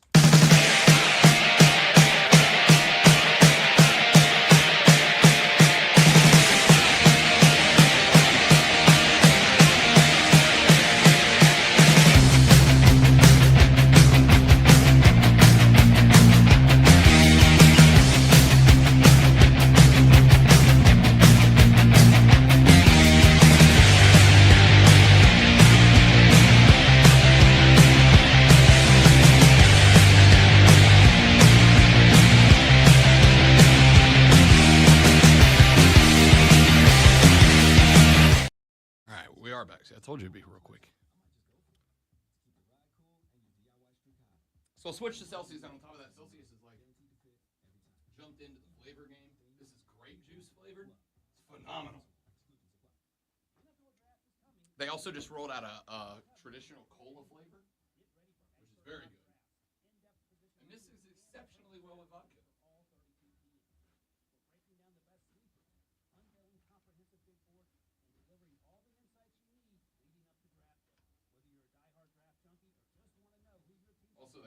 poker table thing that you sent me? I really want it. It looks a lot of fun. I think I could. I'm not going to, but I think I could probably make it. No, that was terrible, Rob. It was terrible, and you knew it. You didn't even hit it hard enough to get there. Hit the golf ball, man.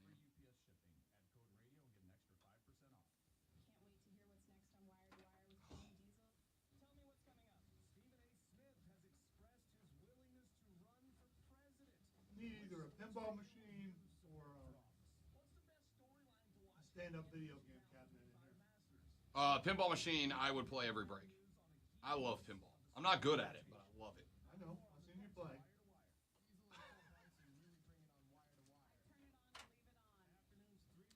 Costco sells digital pinball machines. It's like a full sale. It's like a cabinet, but it's a computer screen and it has a bunch of different games in it. And they're like $400, and I've come so close to buying it. Wouldn't have the same feel to it, though. It doesn't. Like, it just doesn't have the same, and that's what's kept me from doing it.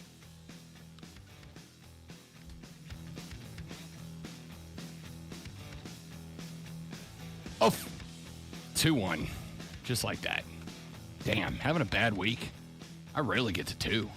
That's tough. It's only Wednesday. I know. Quit being cocky. I rarely get the 2. Now you're doomed to do 5 at least. Yeah, it's going to be a bad week now. Done jinxed myself. All right. We have talked quite extensively about officiating in sports. I think you all know my stance on it. I do not want good officials to be punished. The unfortunate part is there are so many bad officials that I would rather have as much of it automated as possible. And I've said forever that the reason why is the outcome of a game, series, or individual play should be dictated solely by the people that are doing the thing. A basketball game should be won or lost by the 10 men on the hardwood, not by one of the 3 guys with the whistle. If that player fouls, the call should be called because it is a foul. No other reason. That is a part of the player playing the game. In the NFL, in football, if a holding is called or a pass interference is a pass interference or not, it should be called because it is or isn't. In baseball, which is my number one, my go-to, a ball is either a strike or it is a ball. I'm tired of this. I saw a thing the other day where an MLB official, and I think an athletics game, missed 24 calls in a game. 3 of them led to walks. 2 of those walks scored. That's 2 runs that probably do not score without an umpire just missing the strike zone, all right? And a couple of bad calls. There was one last night in the Braves-Phillies game. It was, I want to say, Austin Riley at the plate. And it was 0-1. Nope, 1-0. A ball that was a clear 3 inches below the knees was called a strike. And so instead of it being 2-0 and working towards a pitch, towards a batter's count, now it's 1-1. Ended up being a ground out that perhaps if the batter's facing 2-0 instead of 1-1, he's a little bit less aggressive. He probably doesn't swing at a pitch that's a little bit out of his comfort zone, end up grounding out.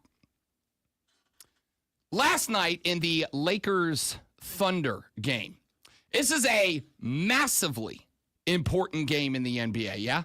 This is a massively important game for a couple of reasons. Number one, the Los Angeles Lakers are trying to hang on to the 3 seed in the NBA's Western Conference. They are only 1 game up on the Clippers, Nuggets, Warriors, and Grizzlies, 2 games up on the Timberwolves right now.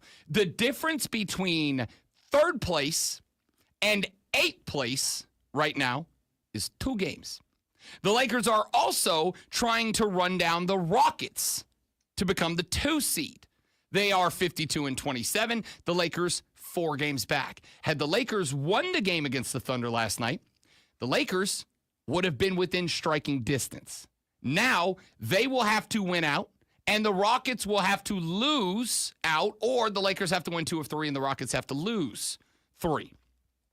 But the Lakers' path to the 2 seed effectively became not impossible, but pretty improbable after a loss last night. Rob, why are we talking about a Lakers loss? Well, I'll tell you. I'm talking about a Lakers loss because about midway through that game,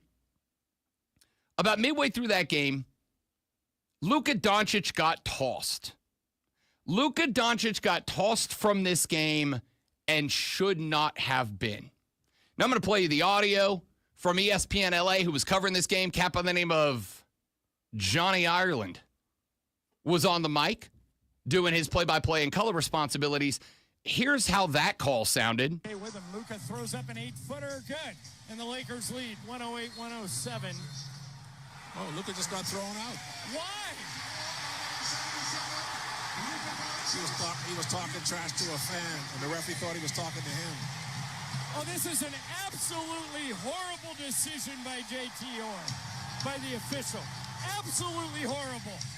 You cannot throw a star player out of an NBA game for talking to a fan. No, the referee thought he was talking to him, and that's why he threw Luka out. You cannot do this. Oh, my gosh. This is unconscionable. You cannot do this in a game that's this good. This is one of the worst pieces of officiating I have ever seen, and I've done this for 25 years. I hate this call, and I would say the same thing if they were doing it to Shea. The free throw's good to tie the game at 108. You cannot, Michael, throw a star player out of the game for talking to a fan. He didn't think he was talking to the fan. I don't care. The referee thought he was talking to him. That's why he threw Luka out. They had 3 Lakers explain it to him, and he still stuck to his guns because his ego is bigger than Luka staying in the game. I don't think Johnny Ireland was all that pleased with the outcome of that decision from the official. Definitely wasn't listening to his analyst there who's telling him, no. He thought he was talking to him. Those 2 dudes had me and you on a bad day vibes to them. Just that moment where I'm like, I don't care, which I've said many times on the show. Sometimes I don't care. Like in this, I don't care. Yeah. Pal. Like, he could have dropped a couple of buddies on that dude on the whole game last night. Midway through the 4th quarter, Luka Doncic drives, knocks down a bucket. We got a very close game. They were tied at 43 apiece after the 1st quarter. Oklahoma City outscored LA by 8 in the 2nd quarter. LA outscored Oklahoma City by 9 in the 3rd quarter, 1-point game in the 4th. It has been a 1-point game. It is back and forth. Luka Doncic drives into the paint, knocks down a J. Welp, the Thunder fans had been giving it to him in this game. It's kind of part of basketball, man, right? Like, basketball is a sport that just inherently breeds trash talk. I played it for a very long time. And the Thunder fans, because their team is, and at this point was doing their darndest to make sure that their team maintains a high seed going to the playoffs, were doing everything they could get it to get into Luka's head. And Luka drives, knocks down a bucket. The Lakers are up on top. And Luka, as he's walking away, gives it back to the Thunder fan, the one that was under the basket being the loudest. Well, the official in this case thought that Luka was jawing at him, asking for a foul. And I will say, this is a negative reality for Luka Doncic because Luka is a guy who does ask for fouls, predominantly because he gets them a lot, but whatever. And so the head official of this game thought that Luka was jawing with him, tossed him from the game on the spot. No conversation, no check. Like, let me look around. Was he talking? Was he talking to me? Was there perhaps someone else that he was talking to? They're actually showing it on TV right here. Yeah, he's looking right towards the ref when he says it. Whatever he says, he was looking right towards the ref. Now, maybe he was talking to someone behind him, but he looked directly at the ref. He had been jawing at Thunder fans throughout this game. One of the reasons I very much enjoy this is because, much like wrestling, The NBA, more than any other league, kind of invites its fans to be involved with the action to some degree, right? Like, not throwing stuff, not touching players, but like, you can jackjaw with them a little bit. You can talk a little smack back and forth. And the NBA has encouraged this because for years, they've allowed their players to talk smack back. There are plenty of videos of great stars, like well-loved stars, who will knock out a dunk or whatever, and they'll hit a fan on the way by back to the defensive end. The NBA has encouraged this. See, what I don't understand, if I'm, and maybe this does happen, if I'm a player who knows another language, if I'm going to yell at a ref or I'm going to say something to a fan, I'm going to do it in my native language because they don't know what I said. That's fine. And then you have an excuse when the ref says, okay, what'd you say? You say, good call, ref. That's what I said. Here's the problem with that. The problem with this is you end up in a spot that you ended up in last night. I'm not saying Luka was speaking in Serbian or Slovenian or French or any of the languages that he knows. I don't know. Doesn't matter. What I do know is Luka was jawing at a fan. Was he looking in the direction of the ref? Absolutely. But he was also looking in a direction that he had looked at multiple times in that game and talked smack.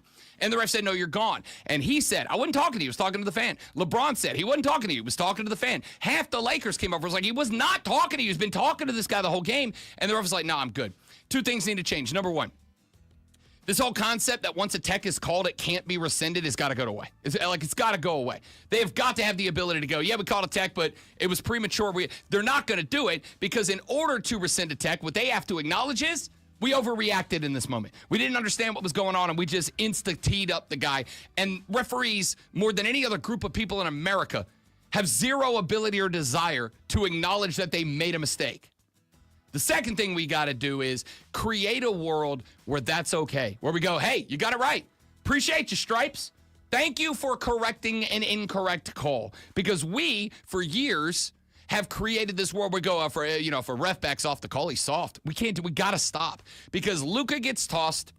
The Lakers go on to get outscored like 29-13 there in the stretch without the best player on the floor last night. They lose the game, and now they are effectively locked into the third seed. Scratch that. Locked out of the 2 seed. They could still lose today. Everybody else wins, and they could drop from 3 to 8 just like that. But they're locked out of the 2 seed because Luka got tossed. They could not win the game over a referee overreacting and not having the cojones to go, that's my bad. I may have jumped the gun on that.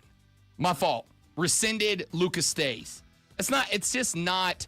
This is why I come after refs so hard. Back after this on the Rob Brown Show in the Fan Upstate.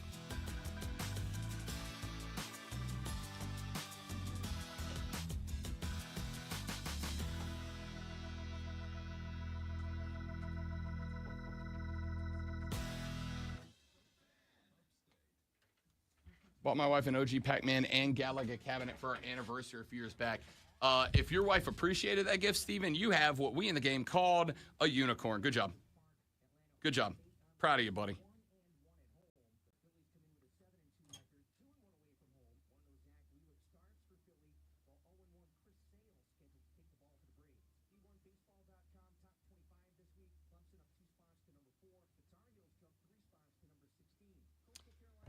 Seconds. Got to answer a phone call, guys. Be right back. Don't go anywhere. I will return.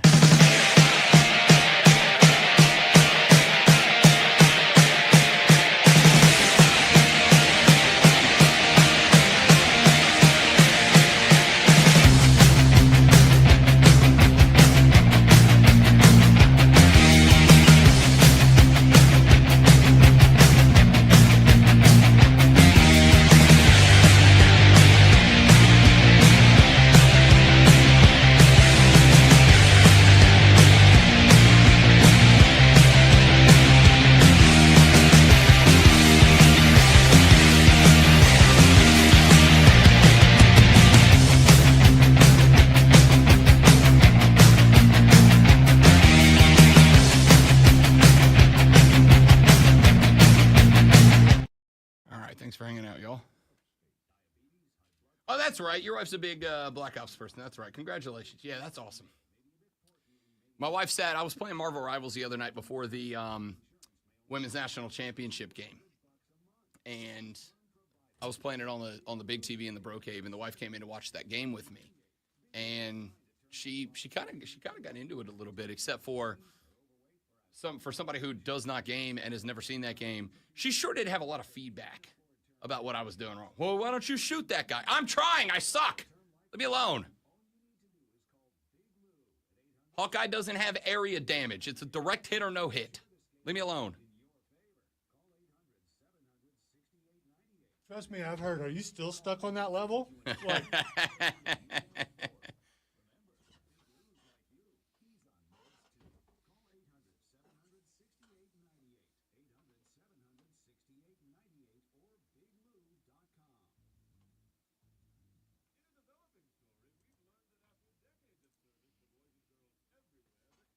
video games are one of the few things when I get frustrated, I actually talk and yell at the TV.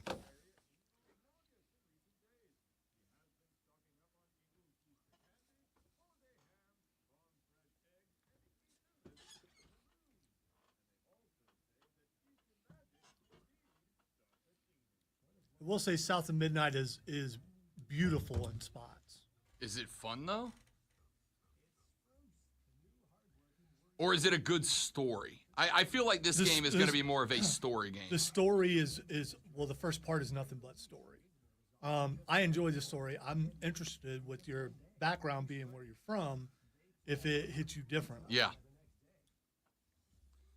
I've got it downloaded. Courtney leaves town Saturday through Thursday night. And when Courtney leaves town, it's just Rob plays a bunch of video game time. So if it's got a great story, I may beat it in a week. Unless it's just a hard game.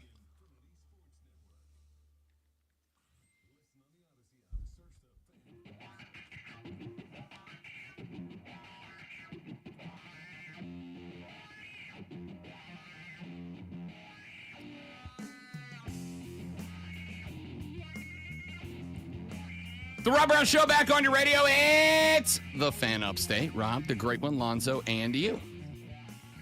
Talk some Masters later on in the radio broadcast because you may not know this, but it starts tomorrow.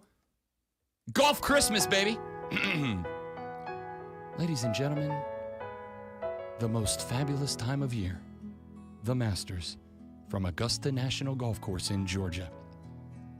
Just back in September, Augusta National, like so many cities and towns across the southeastern United States, was rocked by Hurricane. Come on, knock off Jim Nantz, do better. Was rocked by Hurricane Helene. But after the time, energy, and effort to restore the most beautiful golf course in all of America, the pristine nature, the smells, the sights, and sounds return as the greatest golfers on planet Earth join together once again to play golf. Now, stay tuned for Kat Dennings in another episode of Two Broke Girls. That's never going away. It's never going away. We'll talk Masters later on in the show. I do have some best bets and some storylines that I'm intrigued by as we get the Masters started off tomorrow. And my favorite thing, for the next and final 2 days of the week, Rob Brown gets off the air, goes home, turns on the big-ass TV, and watches golf in the middle of the day. It's the best. The best. But I have something else I'd like to talk about here for just a brief minute from now. Did you see what Ja Morant did yesterday? It's not funny. I shouldn't laugh because it's not something that we should encourage. I have said before, and I will say again, Ja, I am begging you, stop being an idiot, because I genuinely, sincerely, honestly want you to accomplish what most of us in the basketball world think you can accomplish, which is potentially be the face of the National Basketball Association. But despite your desire to, and I do understand it, because how many other athletes and coaches and general managers over the years have I advised? You know what? If everybody's going to dislike you, just be the heel. Just lean in. I had a promo running for a very long time where I encouraged Jim Harbaugh, the then coach of the Michigan Wolverines, post the cheating scandal. Jim, if you're not going to acknowledge it, if you're not going to address it, if you are going to just keep playing the I don't know card, then at least act like the bad guy, okay? Like at least be the Reza Ramon of football. At least be the bad guy. Say hello to the bad guy. So I get it.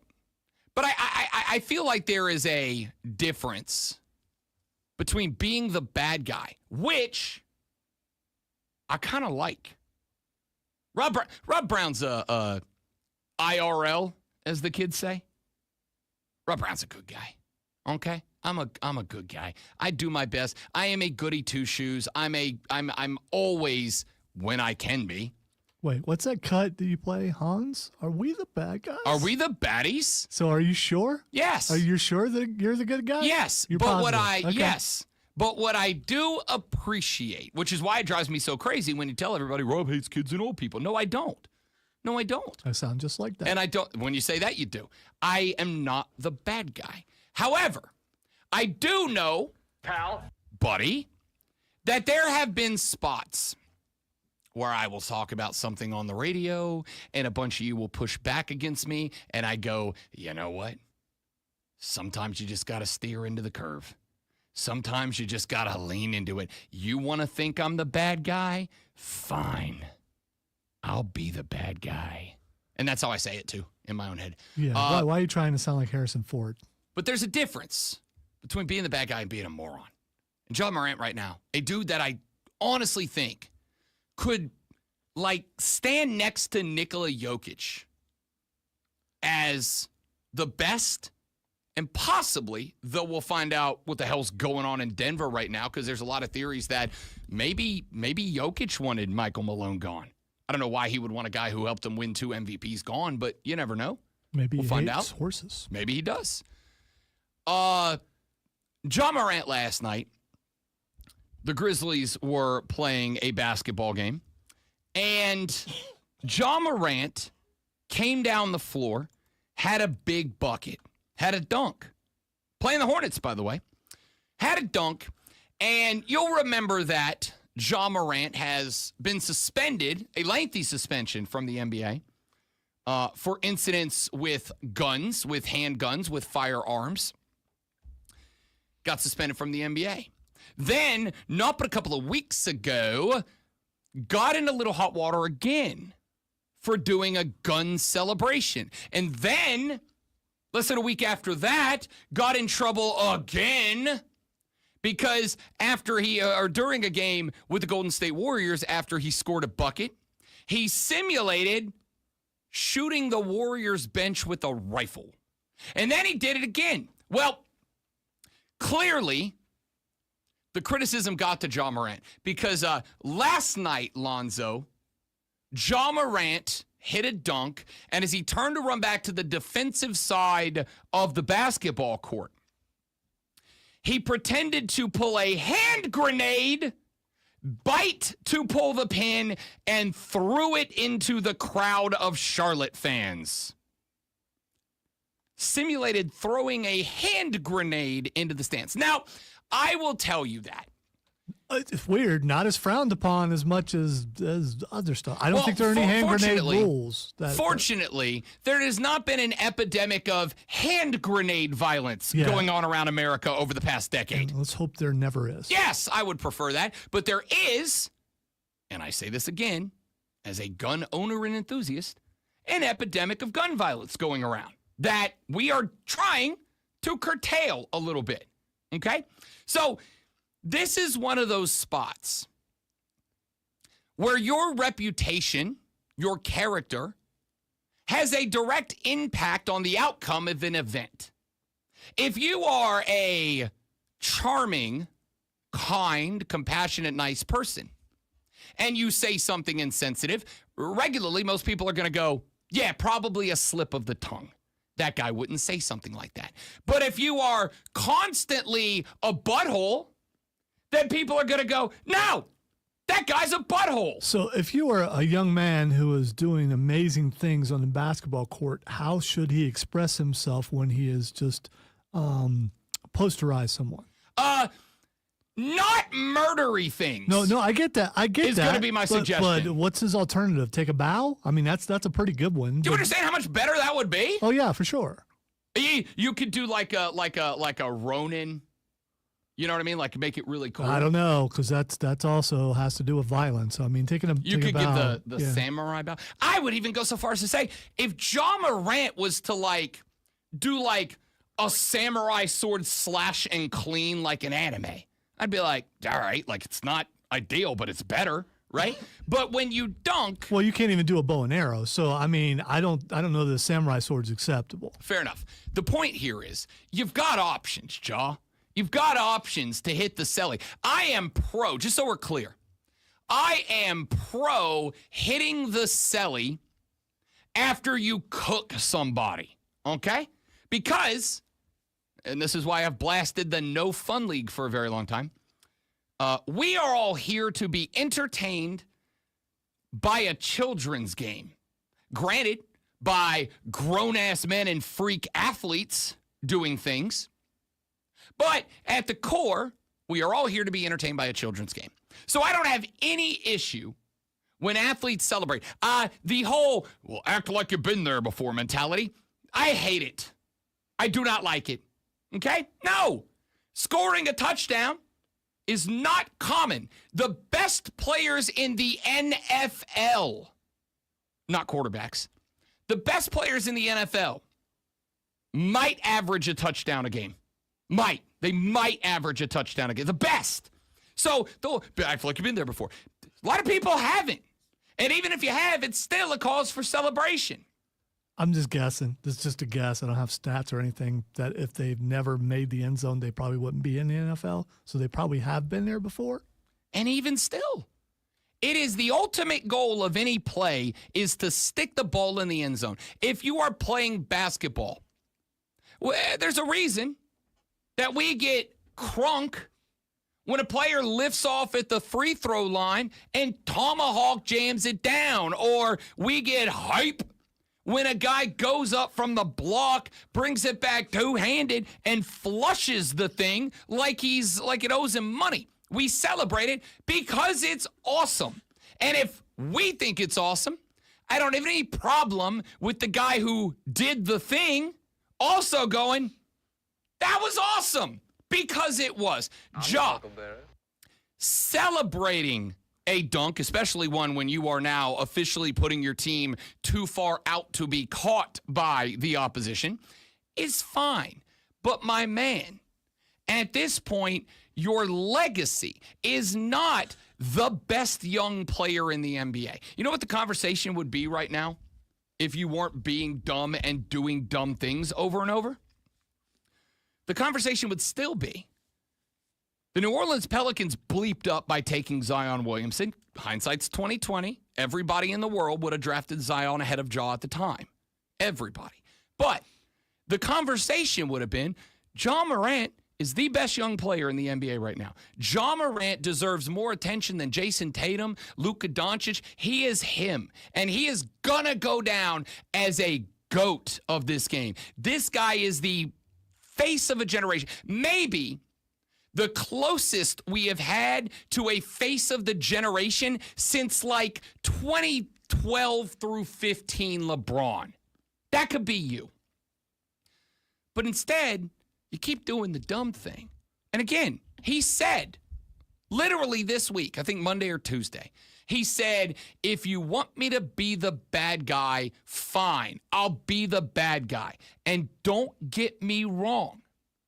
I'm fine with somebody recognizing no matter what I do or how I do it, you people just aren't going to like me. You know how I know? Because there's a large group of y'all that feel that way about me. Who is more offended by the stuff that he's doing? Is it old people, or are the prime demographic that are fans of his going, yeah, that's cool? I have not heard one take, and I'm not just talking about like broadcasters. I've not heard one take from fellow MEA guys who rush to defend their colleagues when they get an opportunity. I have not heard one take in the Twitter sphere from people who are like, who cares? It's awesome.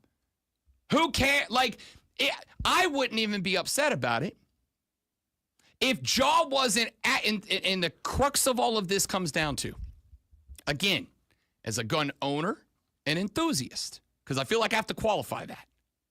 As a gun owner and enthusiast, the biggest issue I have is I got Jaw Morant on Instagram, going Instagram Live with hundreds of thousands of people watching it, just waving a gun around like it's a toy. I was taught from the time I was quite literally a child with my first pellet gun, shooting squirrels off the back porch, gun safety. This is a big deal. A large chunk of the gun issues that we have in America are literally accidental deaths. People being dumb. It's got to go away. And so when you have a dude who is effectively, I hate to say it, promoting irresponsible gun ownership, it causes a problem for those of us who own and enjoy firearms for hunting, recreational, sports shooting, whatever. It sucks.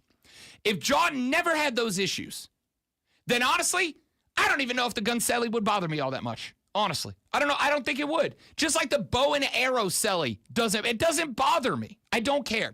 But when you're that guy and you've done that, now it just looks like you're making light of the whole situation. It would be as if Ray Lewis, after a tackle in the Super Bowl, pretended to stab a guy. You'd be like, whoa, no, maybe not that, Ray. Just because of the allegations. Not because you actively did anything, but because of the allegations. Right? Like, no, stop. It would be like when Jurickson Profar comes back from his PED suspension for the Atlanta Braves that are really going to hurt their chances to make the postseason. If he comes back, hits a home run, and then, like, simulates putting a needle in his arm. You'd be like, no, not you. No, that's not for you anymore. If you stop being an idiot, John Morant, and stop throwing hand grenades and firing guns off into the woods, perhaps you could actually be the face of the league. But if you're going to keep being an idiot, you're never going to get there, man. And that's disappointing because you could and should be. Speaking of GOATs, here's Lonzo's Sports Flash. I think he will be, despite what people who don't want him to be will be.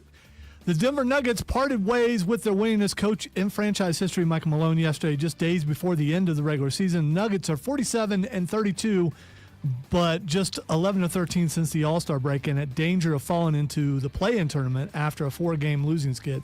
Malone was with the team 10 seasons, has a 471-327 record, which is not that good, by the way, and won the franchise lone NBA championship. The Cleveland Cavaliers have claimed the top spot in the Eastern Conference and home court advantage through the NBA playoffs after beating the Bulls last night, 135-113. Cleveland was the fourth fastest team in NBA history to 15 wins, and the third to have at least 3 12-plus game winning streaks in one season. Make sure you tune in this afternoon, 3 to 7 p.m. for Wire to Wire. Cole Bryson and Diesel get you ready with all the local and national sports news on Wire to Wire.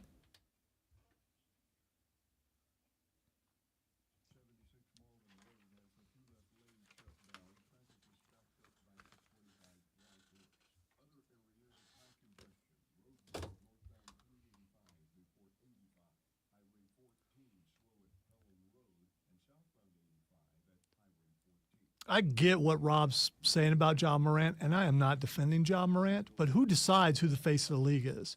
Does the league decide it, or does there play on the court and the fans decide it? I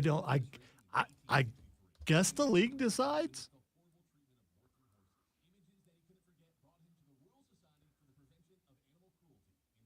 And if he's not majorly fined, he's not going to stop doing it. And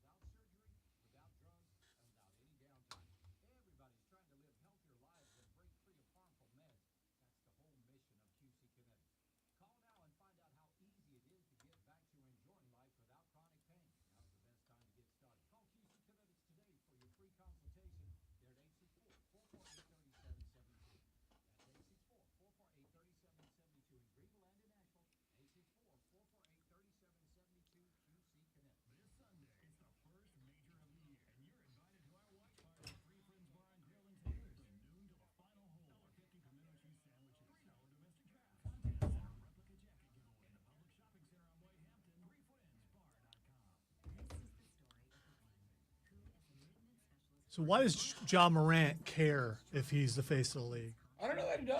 He's not making any less money because he's not he that. will make less money. How? Because Ja Morant, if he was to become this generation's LeBron, has every opportunity that guy had to be the face So you're talking about advertising dollars. Nike. Oh, 100%. Okay, all right. 100%. But within the league, he's not going to make And on less top of money. that, I think like with any athlete, the more your life becomes a distraction to you, and this may not be true. It's just my speculation. It's certainly true for me. Charles Barkley was throwing people through plate glass windows. I agree. And now he's like everyone's favorite I don't on the disagree with yeah. that either. But for me, there is a difference just based on the way the world is right now. There is a difference to me between guy gets in bar fight versus guy gets in trouble for what he got in trouble for and then continues to effectively mock it, right? Like, Until it starts costing him major money, he'll continue to do it. I don't disagree. I just think that's dumb. The NBA, if they wanted to stop it, they could.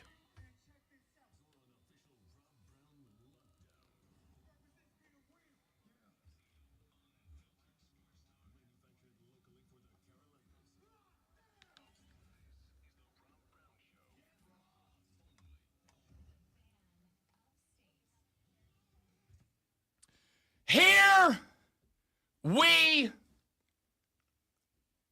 go. Hour number 3 of the Rob Brown Show starts now. Welcome back, ladies and gentlemen. Rob Brown, the great one Lonzo, and you. We want you to be a part of the radio program. The Hub City Spartanburger text line and call-in number is 844-326-3663. 844-FANFONE is the number. You can shoot us a text on the Hub City Spartanburger text line, or you can use that same number, 844-326-3663, to call in and get on the air. You can shoot us a tweet. I am at The Rob Brown Show on Twitter/X. Lonzo is at Lonzo on Word, W-O-R-D. If you want to shoot us a tweet X, you can get to everybody at the station at The Fan Upstate. If you'd like to come at us in that direction, you are certainly welcome and encouraged to do so. If you have something more long form and you do not want to come on the air, but you would like to elaborate more than 140 characters will allow, my email address is open to you. rob.brown@thefanupstate.com. rob.brown@thefanupstate.com. All right. It is 8 o'clock in the morning. It is time for the Audio Blitz, some of the best audio that we have picked up over the last 24 hours. Got a handful of clips for you. Let's start in the world of sports, and then we will end not in the world of sports. I'll start with this. Kirk Cousins is, I believe, the former quarterback of the Atlanta Falcons. They signed Kirk to a 4-year deal. They front-loaded the first 2 years. My belief was that they front-loaded the front 2 so that they could have him for 2 years, and then if Michael Penix Jr. worked out, they could cut Kirk after 2 years. Kirk would still get the overwhelming majority of the money in the contract that he signed, and the Falcons could move on to the next guy. Kirk was always a stopgap until Michael Penix Jr. was ready. Of course, Kirk had a good start to the season last year, ended up struggling. Kirk Cousins says, well, it was because my shoulder and my elbow were jacked up. And one of two things is true. Either A, Kirk Cousins did have a jacked up shoulder and elbow, in which case he lied to the Atlanta Falcons because they said, we didn't know anything about it. That's why he wasn't on the injury report. We didn't know anything about it. Or he did not have a jacked up shoulder and elbow, and he was just bad. He realized, if I don't have Justin Jefferson down there, it's a lot harder to play quarterback. Either way, Atlanta midway through the season made the switch to Michael Penix Jr., who did not play bad football at all, and they've decided that he's going to be QB1 moving forward, which likely means that Kirk Cousins is done. Now, I find it very intriguing that Kirk Cousins was not traded during the run, but I also think that part of the reason why is Kirk Cousins is a 41-plus-year-old quarterback who ain't Tom Brady, and teams weren't necessarily salivating at the idea of getting him. He ain't Aaron Rodgers. Yeah?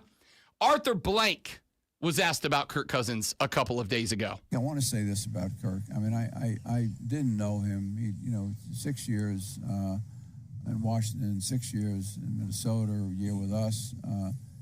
Over that period of time, I mean, he has been an outstanding, not a good, but really one of the top 5, 6, 7, 8 quarterbacks. I know coaches that have coached him. They want their daughter to marry him. He is a Class A individual. Absolutely. That's the point I was going to make, Jimmy.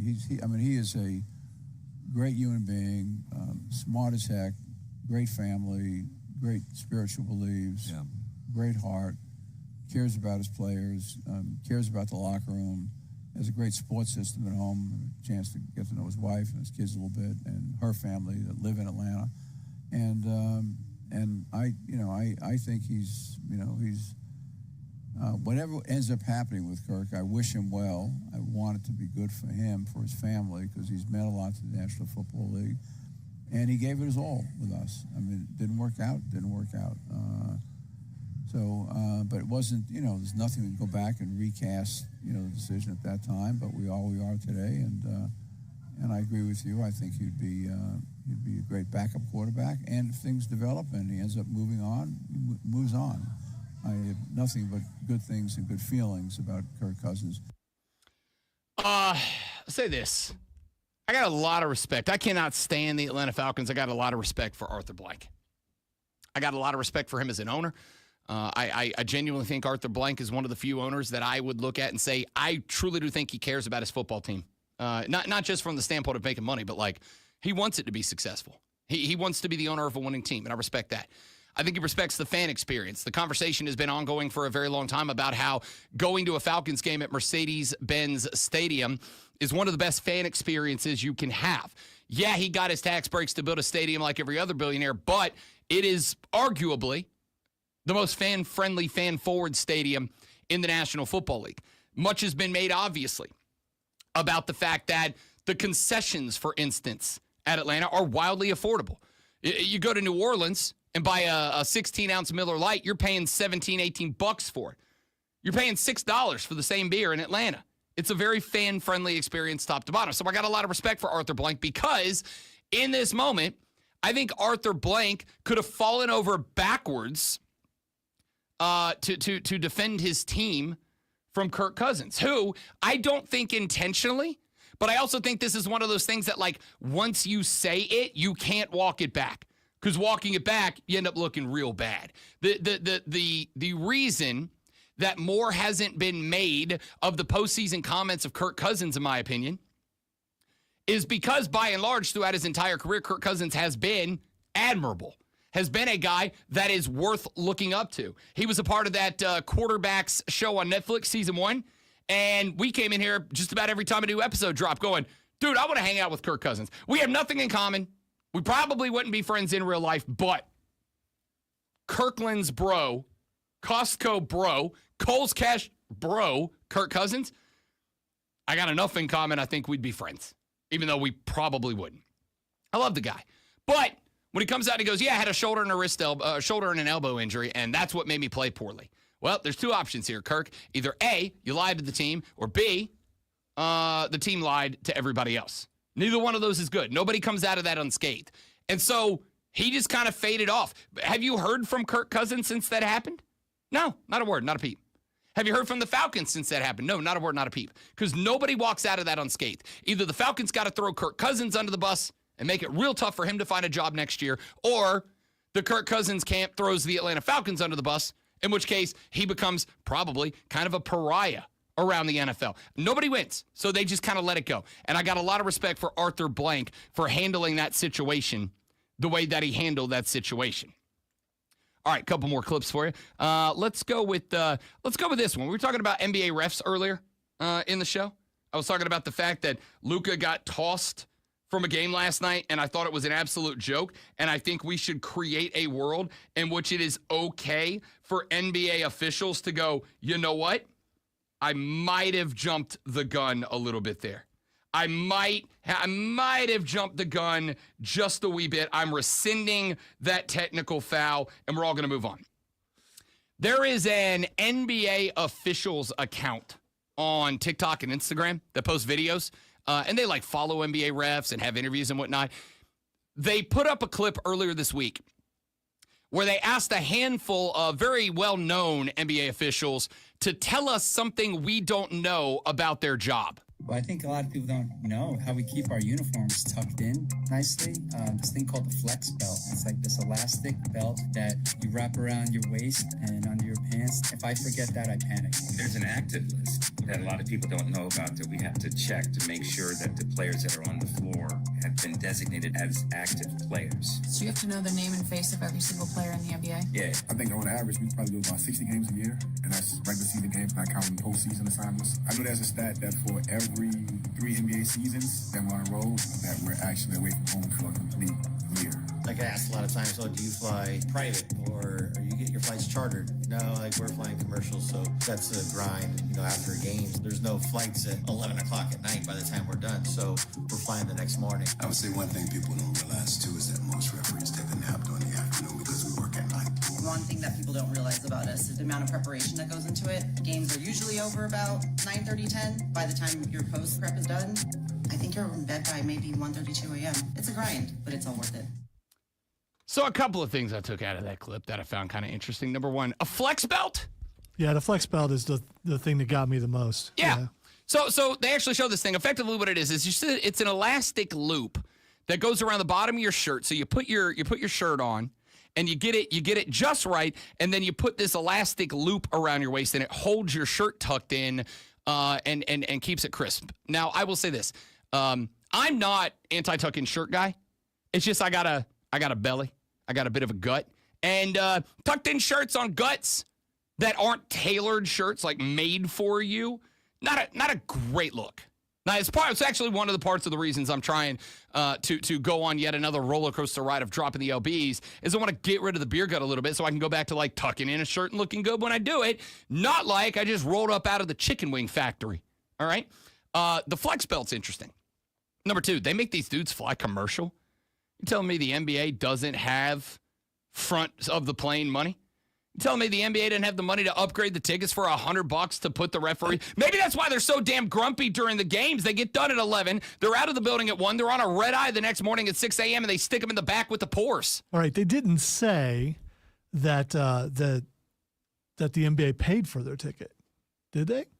They didn't, but I'm going to go ahead and guarantee you that they do. Okay, so I'm going to go ahead and say the officials union, when they sign their contract, is like, hey, if you want me to get from Minnesota to Dallas for a game one night and then a game the next night, you're paying the plane ticket. I'm guessing referees make more money than you and I combined, doubled over. So since I've never flown before, can't you pay a little extra money and upgrade even if you didn't buy the ticket originally? I don't know. It's more principle than it is practicality. Principle what is... I'm saying is they're flying commercial because they want to. No. If they want to put out a little more cash, they could probably upgrade. But what I'm saying is I don't care. I'm Johnny Irelanding here. I don't care. The principle is if you have these dudes who I will acknowledge because I'm one of the people, craps on them constantly and relentlessly, and yet you expect them to show up night in, night out and do a good job. I fly a lot. I fly 4 or 5 times a year. We go on vacations. We fly around the country. We fly internationally. We don't have kids. We travel. That's our baby. Yeah. And we fly a lot. Depending on where we go, if we're taking a flight that's, in the Southeast, we're flying to Nashville, we're flying to New Orleans, whatever. Yeah, I'm putting up a couple extra bucks to sit up in the front of the airplane. Now, I'm not going to do it if we're flying to the other side of the country and it's going to cost me $600 to move up because I do still work in radio. But you want these refs who are easily and without question the most criticized and attacked people in your entire association to work one night, turn around, get on an airplane at 6 o'clock the next day after getting back to their hotel at 1:30 in the morning, and you can't spring the couple extra $100 to get them in first class to get from Minneapolis, Minnesota to Los Angeles, California? Come on, NBA, you're better than that. You're better than that. Let's do better. Vin Scully passed away last year. Vin Scully, arguably the greatest baseball radio guy of all time. There is an account that has been going through the history of Vin Scully calls and finding some of his best stuff. I have never heard this clip from Vin Scully, which is rare. I looked through this account last night when I found it, and a lot of the stuff I'd heard before. I never heard this one, and I enjoyed it immensely. Do you ever think about what we just talked about, the home plate? You ever wondered where in the world did they come up with the idea of a plate? Well, if you do some research, it's kind of interesting. Before 1900, home plate was a 16-inch square. All the other bases are 15 square inches. It was just another base. They turned it so that one point of the base would be facing the pitcher, but that didn't seem to work. Over the years, believe it or not, they used a lot of things to be called home plate. At one time, back, 1869, home plate was actually circular and 12 inches in diameter. And way back then, home plate was made of wood. Some of them were made of cast iron. Some were even made of marble, or, believe it or not, a plate, a real dinner plate. And that's why people call it the home plate. Kind of interesting. Yes, it is, Vin Scully. One strike. Thank you for sharing that with us posthumously. Yeah, Legend, icon. Baseball announcers have a lot of time to talk in between pitches. You know, somebody's done play-by-play for just about every sport. Soccer, basketball, football, baseball, whatever. I actually really enjoy doing baseball the most. I do. Because to me...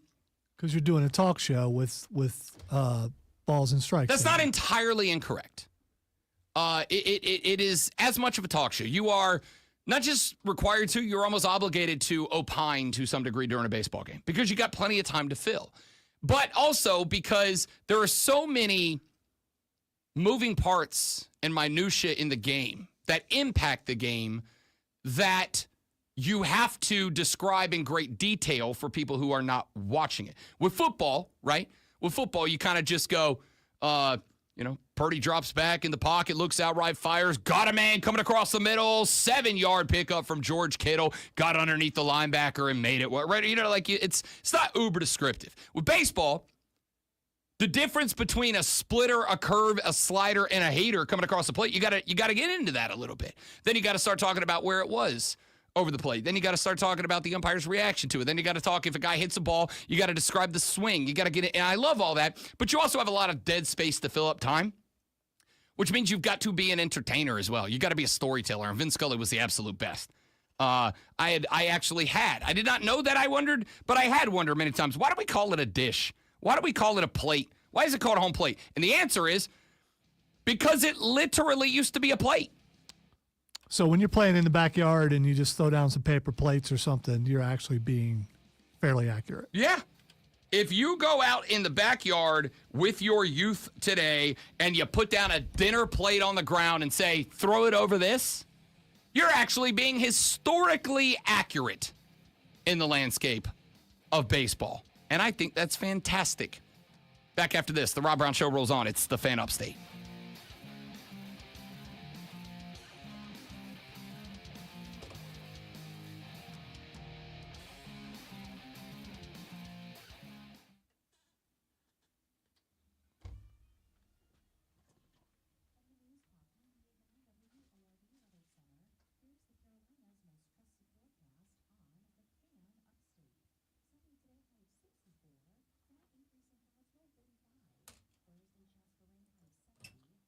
All right, 45 seconds, guys. I'll be right back. Don't go anywhere.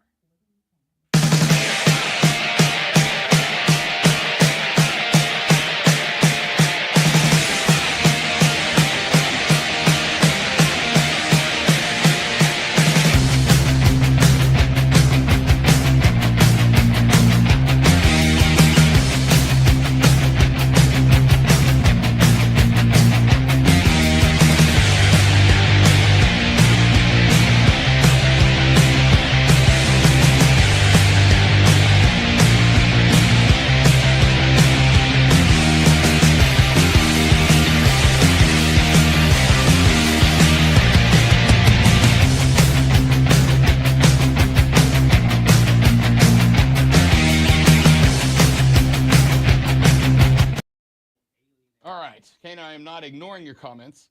I disagree with them entirely, but not the place or time. I'll give you the on Twitter. I will sit down just so we're clear. because I think a lot of people think that this is like contentious. I will sit down and have you said you don't drink beer. I will sit down and have some chicken wings. I will drink a beer and talk about this with you. But respectfully, you're empirically wrong. But I would say, I will sit down and have a beer and talk about it. Well, I will have a beer. You can have whatever you want. Warm glass of milk, I guess. I don't know. It would put me to sleep, too. It don't put me to sleep. Like, these types of things are conversations that I find fascinating. No, and he was just talking about the voice. He's not talking about the content. Oh, you're talking about Vin Scully? Yeah. Vin Scully was definitely, and I was talking about the comments before that. Vin Scully was definitely an old radio guy. Like a classic baseball radio guy. I do not think that there are or could be any more Vin Scullys in 2025.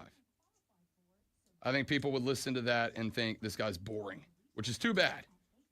Because Vin Scully, again, like I encourage you to go find old Vin Scully clips and listen to the guy talk. The guy was an amazing storyteller. There's an alcoholic epidemic, so I don't drink beer.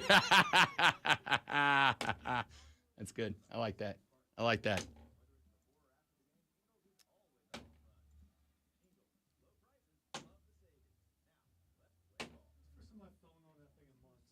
It's good. I mean, it's relatively consistent. They drop differently than regular darts. Yes, so they do. It's trying the to front heavy. Yeah. You got to arc those like a football. I could not correctly find my arc yet. And it hurt to do it, so I probably won't do it again. I probably should go to the doctor about my foot. Probably should do that. Last time I went to the doctor, though, I sat there for over an hour and never got in. So it's just, I think doctors' offices should do like what restaurants do. They should give you like a little coaster or something, and it'll buzz when it's time for you to go back, so you can just go do something else. My barber shop that I go to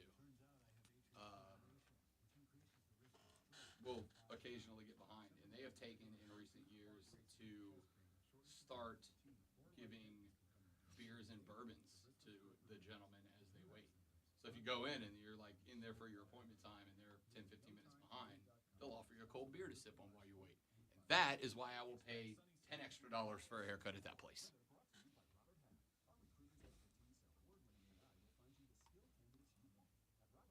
And it's not cheap bourbon. It's good bourbon, which is the surprising part. Well, I will go out of the way to go to a place where we were at when the pandemic hit just because they don't charge me extra because my hair's long. And a bunch of other places when I went to get my hair cut. Where are you going out in the 1970s? What? Are people still doing that? Oh, you mean your barber shop? No, I mean a lot of the local hair places, Charges you extra for big named ones, which I'm not going to name right now. Charge you extra $10 because my hair's below the collar. So they're charging me extra because they have to work, which is just ridiculous. The wife changed her opinion on the growing the hair out things this week. She's back against it now. I'm like, we're married now. You might have to tolerate it.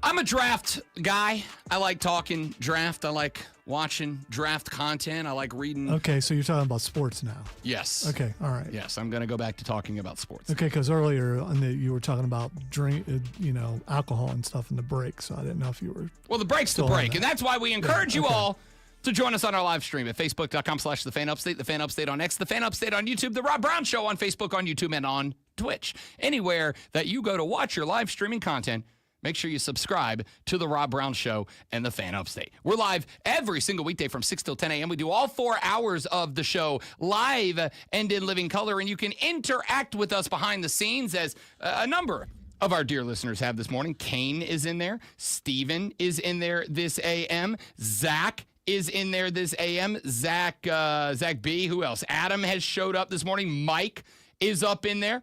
We encourage you to come to the live stream and interact with the great one and I. We will have conversations off the radio with you during the breaks that sometimes make it to the radio and sometimes don't. And they are not always sports related. Lonzo and I were talking during the break about customer service, if you will. The fact that my barbershop, if you have to wait for more than 10 or 15 minutes for a scheduled appointment and they're running late, will provide you with a nice cold beer or a nice tall glass of bourbon to sip on while you wait. And that's the type of customer care that keeps me coming back. You hand me a glass of bourbon, I'll wait. Other than alcohol or just alcohol? alcohol? You can have a Diet Coke or a water or Pepsi, whatever. They take care of you if you're not into the brewskis and the brown liquor. But I am. Hey, speaking of, I want to also tell you real quick before I get to my draft take here in just a second, that our friends over at Three Friends Bar and Grill are throwing a golf tournament watch party on Sunday. You know that big golf tournament that's taking place this weekend, the one that you're only invited to play in if you have mastered the game of golf?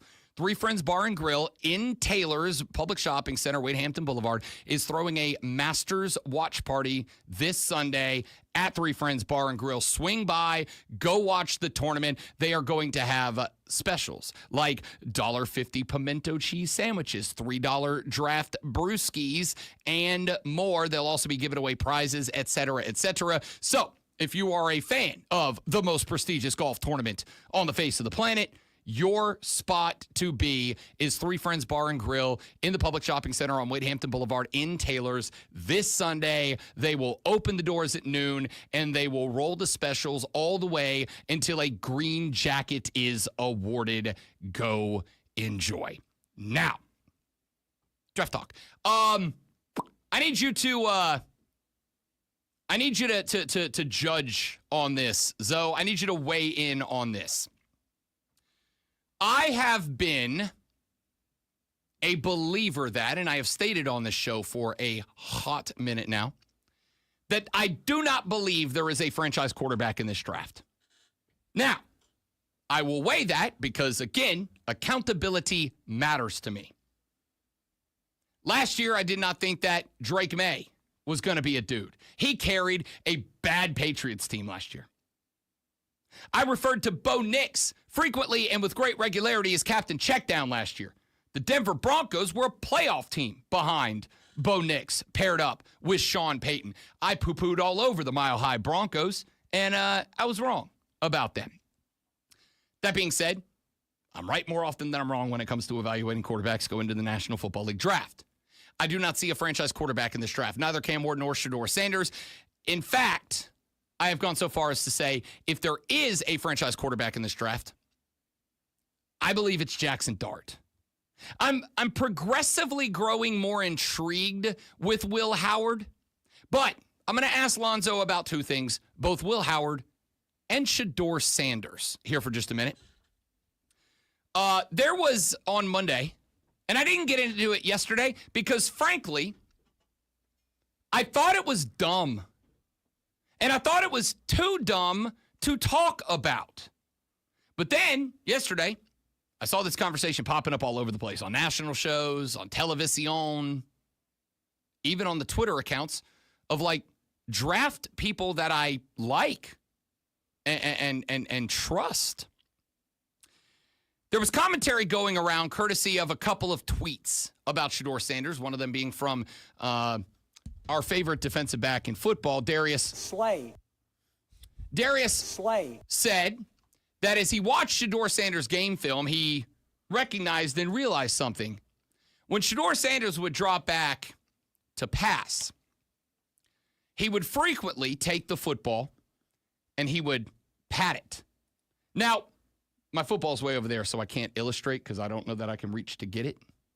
But he would pat the football. Thank goodness, because you don't need to be having that football, because if you did, then there might be a chance that you might drop the football, and we wouldn't want to see that. Okay, I got the football while Lonzo was telling me not to get the football. You're welcome. For those of you on the stream, you will notice that when Shedeur Sanders drops the pass, the ball comes up. It's actually good mechanics, to be honest with you, as a pass evaluator, guy who knows ball. It's actually not bad mechanics. Ball comes up to a throwing location. Okay, he doesn't carry it down here like a lot of other quarterbacks do. It doesn't go back to the hip. Ball's up in a drop it back and throw it format. This is one of the things that I look for, right? If I see a quarterback who's got a long wind up for the throw, when he goes to pass, that ball comes down to the hip and then all the way up over the top. That's too much time. That's too much time. I need that ball up. I need it at the throat so that when you're ready to pass, it's straight back and out. And Shedeur's got pretty good mechanics in that particular area. But Darius Slay and a few other DBs pointed out because I guess they all have opinions too, that when Shedeur was going to drop back and play action and then run himself, or he was going to drop back, play action, and then put the ball into the gut of a running back, he would not pat the football. But if he was going to throw, he would pat the football. And a bunch of DBs, including Darius, pointed out, that's the wrong button. That's my bad. I was going to say, that sounded, it didn't sound the same there. No. I am Rob Brown. He is Darius Slay. Pointed out the whole patting the football thing. And like it took over social media for a minute. People were like, oh no, he's got to tell, right? He pats the football. And this drove me up a freaking wall because you know who else patted the football? Tom Brady patted the football. Watch him. Watch any Brady throw. It is a regular quarterback thing to do because when you take the snap and you get the ball in the hand, patting the football basically pushes the ball into the hand. When you're going to throw the ball, you got to have a good grip on the nose of the football so that when you come over the top and release it, your fingers are tight, secured on the ball, especially if the football's not underinflated and squeezable, right? When a football is properly inflated, it's not squeezable. And so you pat the ball to put it further into your fingers so that when you come over the top and throw the ball, you got a good tight grip on it. And as you release the ball, those fingers spin off the laces and it causes the spiral. If you watch Tom Brady, he pats the football. Drew Brees would pat the ball multiple times. And people were like, oh, Shedeur's not going to work out because he pats the football. And that's a tell that DBs are going to be able to pick up on, right? Takes a snap, drops back. I expect that when Shedeur Sanders gets to the league, his mobility, much like Jaden Daniels was last year, I'm not saying he's going to be Jaden Daniels. Let me be very clear. I'm saying you can utilize him the same way. His mobility is a weapon. Not his primary. I don't want him running the football 12, 14 times a game. But I can draw up 4 or 5 design runs a game for Shedeur Sanders. That's what he did at Colorado. Colorado on paper, not a great offense. Colorado behind Shedeur Sanders, surprisingly better last year than I thought they were going to be. So, you got a bunch of DBs like Darius Slay out there saying he pats a football, that's a tell. We're going to break early on this guy. We're going to pick him off a bunch of times. Does anybody else think that this is a dumb thing to talk about?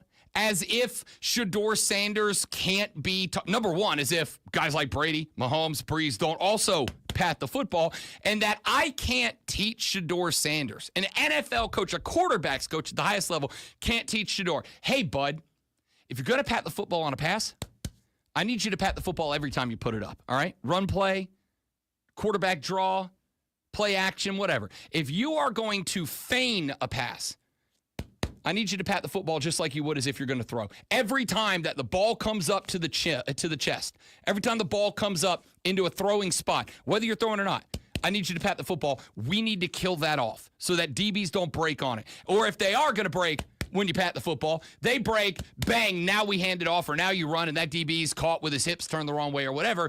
This was such a dumb conversation to be having about a guy who is going to be drafted now. Mel Kiper says in the top 10. Doesn't this sound like faux outrage during the smokescreen season? No, I don't think it. Trying to make someone's stock drop so that they end up somewhere else? That is, and again, it's not a bad theory because it is smokescreen season for sure. And I will be willing to grant you that players are going to get on it too. There's a very good chance that Darius Slay thinks that Shedeur Sanders is going to be a stud once I'm on his team. And he's like, yo, we're drafting it whenever. And I don't even know if that's a reality. But over the past week, since that conversation took place, well, I guess really like 4 days since that conversation took place, Shedeur Sanders has dropped from being drafted 2 or 3 to Cleveland or the Giants to Mel Kiper having him drafted 9th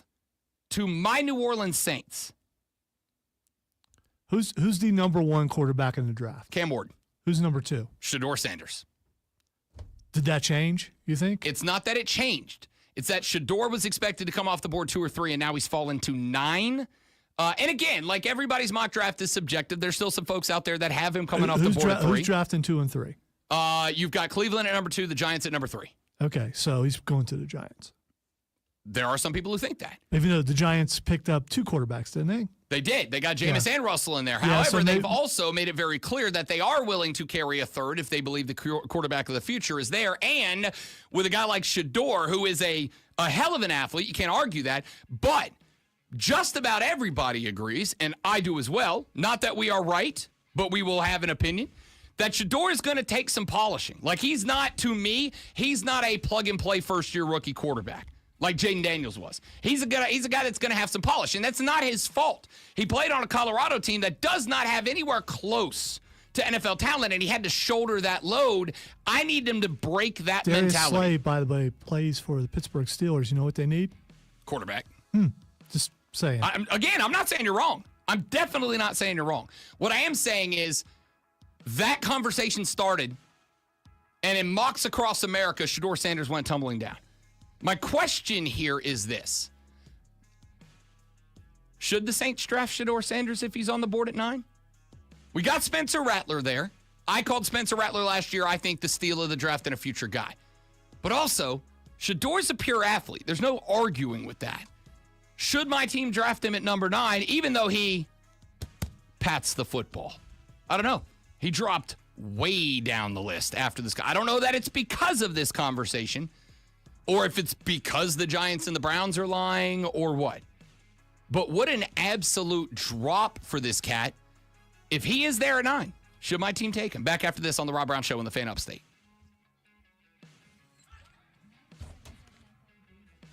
What are we doing, man? So many things.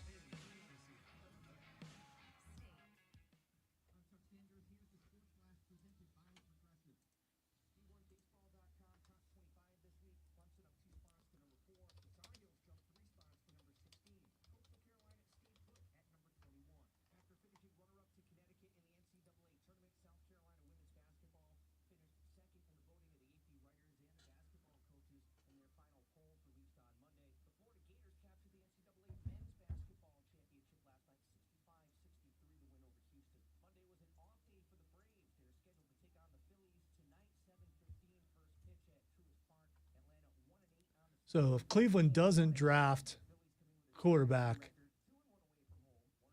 then they get Kirk Cousins. The Giants don't. It's because they believe in one of the 2 quarterbacks they have. New England's not going to draft a quarterback. Jacksonville could. They're not going to. I'm just saying they could, and they could justify it. I think the Raiders could also justify it, even though they just gave Geno a contract. They could definitely justify it. In fact, in my opinion, the Raiders should draft a quarterback.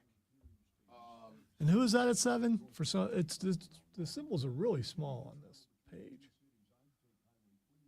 or I'm just blind.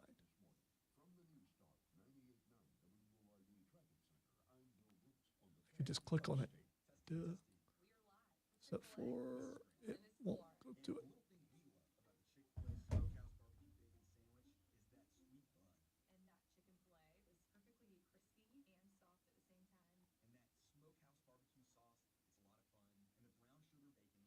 The Panthers aren't going to take them.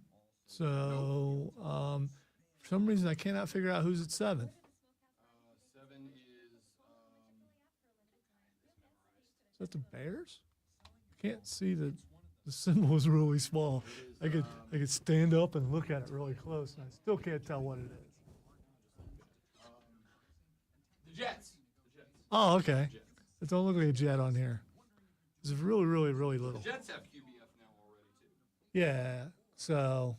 Unless they're doing the experiment, they did only sign him to a 1-year deal. So unless there's a trade, that's the first place. Whoever 9 is a realistic possibility.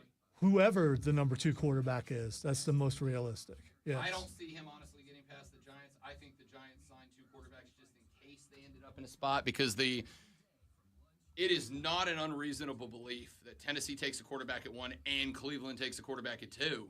And then the Giants are sitting there at 3, don't have a draftable quarterback. And if they didn't have both of those guys, they would only have 1 mediocre quarterback as their starter this year. By the way, I think Cleveland takes him. And here's the reason why. Because taking him will bring in excitement and may make people forget about the Deshaun Watson thing. We'll see.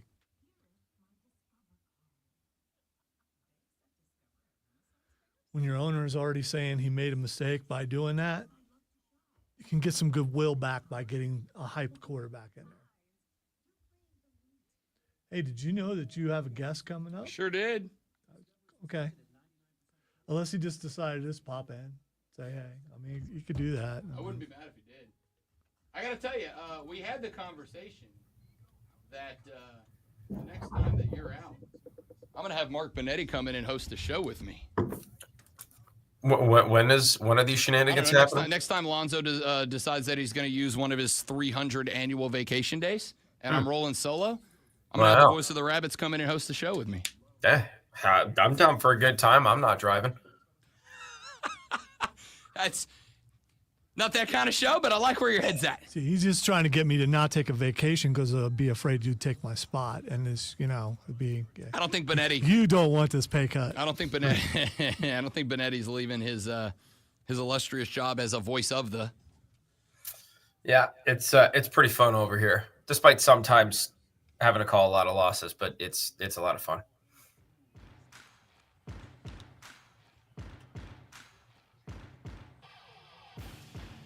Ladies and gentlemen, welcome back. The Rob Brown Show on your radio. It is the Fan Upstate. Rob Brown, the great Alonzo, and joining us now, as he is kind enough to do every Wednesday at 8:40 throughout the hockey season, he is the voice of your, my, our Greenville Swamp Rabbits, the icon himself, Mark Benetti, joining us here on our live stream. What's up, fella? I hear that you are getting the old ragweed kick in the pants of doom this AM. Not just this AM, this last 2,500 AMs. So yeah, you really hate to see it. By the way, loving how we're continuing to expand the hockey lexicon of yours. We go from buddy to then all of a sudden now it's hockey, like you're from Boston. Hockey? I have to tell you, I do not think that there is a culture that I have as willingly and enjoyably jumped into. And I think we saw it with Ovechkin hitting .895 at the Islanders game. The fact that my man finished a game, set a record, and was cracking a Coors Light before he took the shoulder pads off. I think I was just meant to be a hockey guy that was never around the game growing up. Well, and I'll even do you one better on that.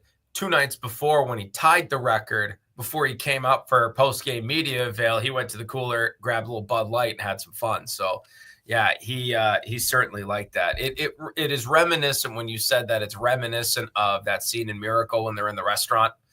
Let me ask you something, Coxie. Why'd you want to play college hockey? And it's just back and forth to be you guys. It's great.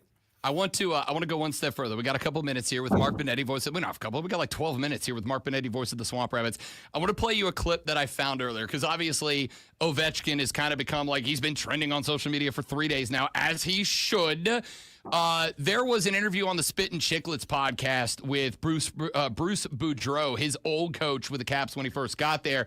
And he told this quick story, Benetti. I loved it. I know you will too. George McPhee knew our team partied a lot when we were back in the day, the young guys, we were young and everything else. So he said, I want you to start calling curfews. And I said, George, it's the NHL. I don't want to call a curfew on these guys. So I remember the one night I'm trying to get Alex in, and there's 5 to 11, and I'm calling Ian. I said, Ian, we have to find Ovi because I got to report back to George who's in and who's not in. And then at 2 minutes to go, Ovi phones me. All you hear is the electric music, the Russian electric music in the background. I mean, they're so loud you can hear. And I go, Ovi, are you in? He goes, yeah, coach, I'm in. I said, okay, see you tomorrow. And I hung up the phone. I didn't want to know. Ovi called to check in for curfew, 2 minutes before curfew with in the background. Dude, I've just come to the realization that hockey might be the most bro sport of them all. There's nothing like it. There is absolutely nothing like this sport. And that's no disrespect to the other ones, because I grew up playing most, if not all of them, without, with the exception of organized pad football and whatnot. But there's nothing like hockey. Nothing like it. Mark Benetti, voice of the Greenville Swamp Rabbits, joining us here and every Wednesday during hockey season at 8:40 to talk a little ice puck stick net. Let's jump into it. A very interesting weekend last weekend, Benetti. Obviously, the Bunnies eliminated from the playoffs about a week and a half ago, which means these last few games, there's a couple of different motivations behind them. It's development. It's finding some of the young guys that you just signed to their first contract, guys like Dawson Tritt, who we're going to talk about in a second, and getting their footing so they can find out exactly what and where they are. It's Kyle Mountain trying to figure out who's going to make this roster that's maybe a bit of a surprise and who's going to be separated and moved on from, et cetera. And on top of that, it's about putting on a hell of a show for the fans, which I think the Rabbits did a wonderful job of this past weekend. Split 1-1 in a home couple this past weekend. Give me the 36,000-foot view on the weekend that was before we move on to Sunday's home finale for the Bunnies. Well, I think the team deserved a little bit better than they got record-wise. You drop a tight game against a tough Jacksonville team at home on Wednesday. You go travel down the highway to your favorite city in the entire United States. You drop another narrow one on Friday, get on the bus, come back overnight, have to try and rest and regroup and get ready for opponent number 2 out of 3 on the weekend. You rally to come back and beat Atlanta, a team that, yes, you've had their number, but every game's a 12-round prize fight because they just don't go away.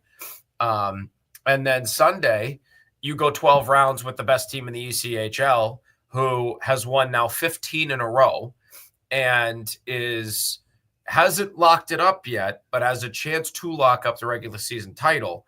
I mean, 1-3 with 3 one-goal losses is pretty wild. And that just tells you how close they were with a relatively young team, with a team that hasn't really played together for a while. So, I mean, the view for me is, you got to be really excited about what we have, because when some of these young guys, if they do come back and then you get a couple more veteran pieces or you get a couple more special pieces here and there through free agency, if they can come together next season playing like this, watch out, because there's a lot of fun things to be excited for. We were talking earlier in the show about how sometimes we as sports fans can get a little bit spoiled, Mark Benetti. I told the story of the fact that, like, from my birth when I was swaddled in a New Orleans Saints blanket till 2009, I had the phrase, if I get to see us win one, I'll die a happy fan. And then as soon as we got one, I was like, bleep that, I'm looking for number 2. And I've been an angry Saints fan ever since.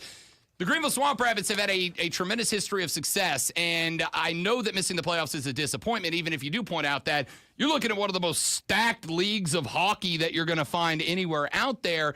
But I have said to a lot of fans, you got a lot of young guys. I would even point out guys like Ben Freeman, the El Capitan this year, ain't exactly like an old man out there skating. He's got legs left in him, years of legs left in him. This felt to me like, even though if it didn't go the way that you wanted it to, again, in an absolutely loaded division, that especially over the past 2 weeks, you've kind of started to find some guys, Charleston between the pipes, Dawson Tritt had himself a hell of a game, etc. You've started to find some guys that very well could be the future of this hockey franchise, hell, maybe of Ontario and LA down the line. Like, there's a reason, even if this year you could label it as a bit of a disappointment, that the 2025 season, I'm already optimistic about it, and we're not done with 24 yet. Exactly right. And that's, you look to a guy like Dawson here too. And this is a guy who comes out of Lake Superior State, and you never know what you're going to get because the college game is so much different from the pro for a multitude of reasons. The one thing that is probably easily transferable from NCAA to pro is the speed in which guys move, because college is a run and gun game. So guys love to play north-south hockey. They love to play direct hockey. And that is something that is a tangible way to play the game that you can transfer from one level to the next there. And Dawson's got that. Dawson plays direct. He's long. He's starting to find his speed in his legs. And he just played so confidently. But it wasn't just him, though, Rob. The entire fourth line combined for 8 points. He had 2 goals and an assist. At one point, he had the game winner. It ended up being washed out because Atlanta got a 3rd goal on there. So then that made Stuart Roloff's pinball off the defender and in the game winner. But Stu, that was his only goal, and he had a pair of assists. Tyson Fawcett had a pair of assists. I mean, that whole line was buzzing. And what I've noticed from the Swamp Rabbits team over the last couple of weeks, since they started realizing they had to play for pride, for jobs, for contracts, so on and so forth. It hasn't been the same line every day that's stepped up and done something good. One day you've got at the time when he was the top line center, Roloff's Timofeyev Savoy line combines for 5-6 points on a weekend. Team gets a split. Then it's the line of Haskins St. Peterson that's got 13 points in 4 games combined. Then it's the fourth line we just talked about. Then it's the third line that comes in with a big tilt and a tying strike. I mean, everybody's finding a way to step up. And we're not even touching the D core, where you've got Dustin Garagach, who's played 15 games and he's got 12 points. And he came out of Mercyhurst a month ago. So, everybody's finding a way to get involved. And that's what you're starting to see from the development aspect of this league. Okay, there is no future for this team right now past April 13th. We will have another one starting October of next year, whenever the schedule comes out. But from that moment to now, you're seeing guys loving playing the pro game, loving learning the pro game, loving learning what it means to be a pro. And it's coming together for some pretty entertaining hockey while we still have it. We were talking NFL draft earlier. Shedeur Sanders is possibly on the table for my New Orleans Saints. And one of the conversations we've had was guys that have to be developed because they played college ball a certain way. Shedeur is a guy that played for a mediocre Colorado offense and had to do a lot by himself. And my take on Shedeur has been part of the reason I think he's falling is it's going to take some polish to get that mentality out, to recognize there's other dudes you will have to rely on. You don't have to carry the load by yourself.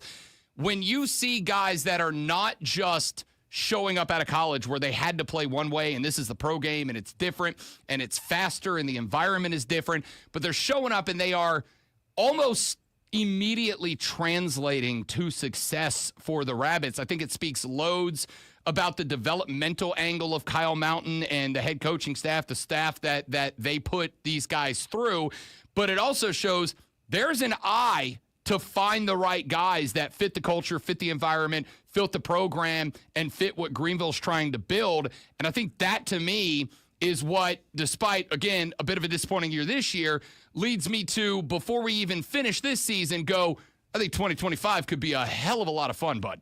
So think about this context behind that statement, too. Both of these coaches came from Division III, and Dowd's most recently came from ACHA club hockey with North Carolina. But Coach Dowda was 2 years basically the recruiter for Manhattanville University in D3. Coach Mountain coached almost a decade at Newman, 6 years as head coach, 2 years as an assistant in D3.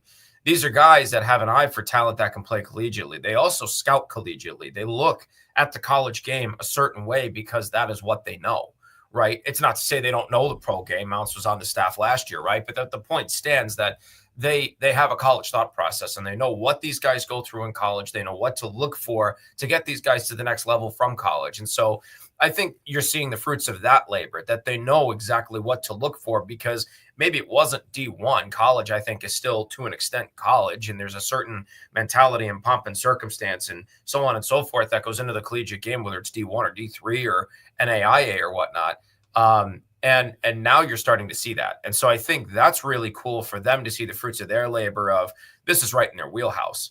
And they're starting to apply that knowledge and that development and that kind of coaching. And there is a learning curve. You know, a lot of guys that played with us for the first time last week had never played 3-3 until it was conference tournament time, had never played 4-5 ever. And they had to do it with overnight travel against 3 different opponents. That's 3 different pre-scouts, 3 different defensive assignments, 3 different schemes, power plays, penalty kills. And you had 3. I mean, and we're not here for moral victories, right? But you had 3 one-goal losses, one of them against the best team in the league right now, almost down to the wire with a chance to tie it with 2 minutes to go. And you had to come from behind win against a team that's a 12-round prize fight every night. So something's working. And if it continues to work the way that we're seeing it work, like you said, 2025 is going to be a ball. We got about another minute left, Benetti, and I know I'm going to ask you a question that we could do probably a full hour-long podcast, but I'm going to ask you to use all of your God-given talents as a broadcaster and succinctly boil it down to 60 seconds or so. How does the offseason work for these guys? These guys that you signed out of college, they've been on the team for a couple of weeks, and we're already at the offseason. How does the offseason work for these guys as far as, do they stay with Greenville? Are they on contract for a full year? Because to be honest with you, I'm not super privy to that. So what happens is your contracts end the offseason, right? They're only 1-year deals in this league. So will end with exit meetings for everyone, but in particular, these guys, especially the ones that Coach Mountain and Coach Dowd know they want to keep. You'll have until a certain day during playoffs to put your protected list together, which is basically everyone. It's just a formality for paperwork reasons and bookkeeping reasons. You'll have your season-ending roster, which is 20 names. From your season-ending roster, you're allowed to qualify 8 of them. And if they're a veteran, their qualifier runs out on August 7th or August 1st, whatever it is, they become an unrestricted free agent. If they are not a veteran and you qualify them and they do not come back, you retain their rights for the full year. Or even if they want to come back later, you still retain their rights for the full year. Anyone outside of that, you try to go for in free agency. And every single team goes through that. So Coach Mountain, if he doesn't sign these guys before the qualifying period, will qualify most of them to lock them in so that he has the next chance to bring them in. Or if they don't want to come back, you trade their rights, and then that's where all of that song and dance comes through. You also have to keep in mind, I'm trying to keep this under a minute, but we still have future considerations that need to be upheld, and they need to be fulfilled. So when it came to getting Stepan Timofeyev at the assignment trade deadline, when it came to getting this guy and this guy, there are some favors owed, if you will, of players to be named or a list of players we get to choose somebody from. So we also have that to consider, and that could be just as exciting as trying to keep some of these young guns. Mark Bonetti, the voice of the Greenville Swamp Rabbits and our new favorite phrase, buddy of the show, joins us every Wednesday at 8:40 to talk Swamp Rabbits hockey. The Bunnies back in action at the Crib on Sunday, the final home game of the year. We will have him back on next week to do a full season post-mortem and talk off-season hockey. My man, good to see you, big dog. Thanks as always. You're the best. As always, guys, thanks so much. Go take a Benadryl, pal. If I take Benadryl, I'll sleep. I took a nasal spray and eye drop, so I should be good. But Benadryl, I won't get anything done because I'll be unconscious. You got till Sunday, buddy. I made the mistake one time during an American Legion baseball game doing play-by-play of taking Benadryl, and we were already up 15 rip in the third inning, and I was like really about to crash. It was bad. Strike three. I get it. Been there, done that. Mark Bonetti, voice of the Greenville Swamp Rabbits. Appreciate his time as always. Lonzo, appreciate his sports flash as always.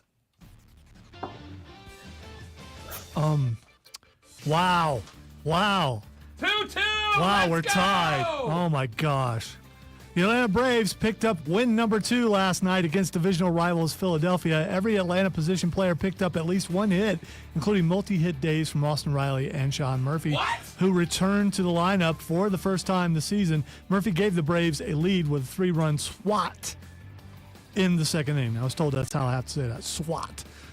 Dawn Staley has acquired a weapon for her team as FSU guard Tanaya Latson, who led all D1 players in scoring this season, has announced her transfer to South Carolina. Latson joins former high school teammate Raven Johnson after averaging 25.2 points per game last year in Tallahassee. Make sure you tune in this afternoon, 3-7 p.m. for Wire to Wire. Cole Bryson and Diesel Ride Shotgun on your drive home and get you up to date on all the latest in local and national sports news.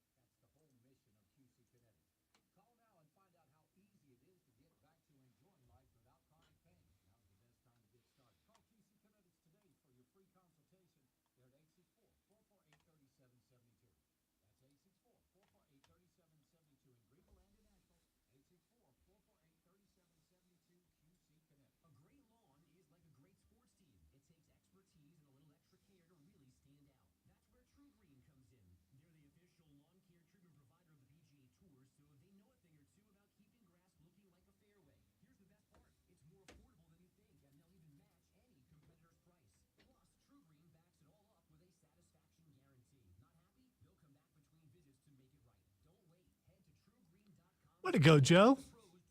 Better take one for the team and get up there and make sure everything is just for Rob. Yeah, that's his name. Just for his sanity.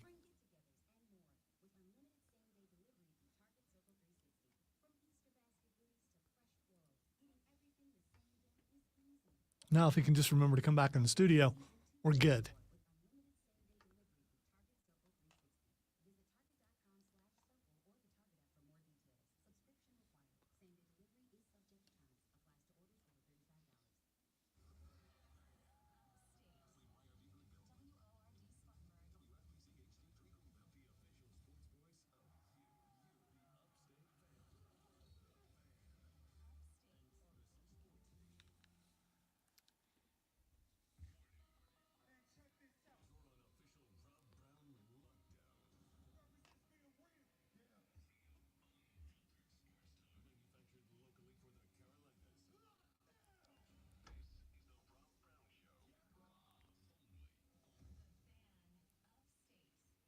These are going to hurt you, sir.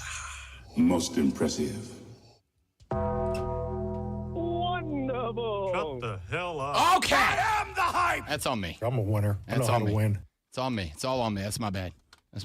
I got caught up in conversation. Yeah, it's it's doing this thing that we I know. I know. It's a game. You win. Although we are tied 2-2 in the real game now, though, so I feel better about myself. I thought I was having a bummer of a week, and Zoe's just handing me turnovers. Hey, it's Wednesday, okay? It is. We got plenty of time here. A lot of basketball left ahead of us here Hopefully on the show. we don't end up in a stinking soccer score, okay? It's 2-2. I would rather lose. It's 2-2, and the week can end in a draw, in which case we both take 1 point away from the decision. Welcome to the final hour of the Rob Brown Show on your radio. It's the Fan Upstate. Rob Brown, the Great One Lonzo, and you. Glad to have you be a part of the show. The Hub City Spartanburger text line is open for you, 844-326-3663. Do that thing you did a couple more times, and maybe Steve will come up here and ask what's going on. And I'm down to like 215. I don't think I'm rattling the floor that bad I don't anymore. know.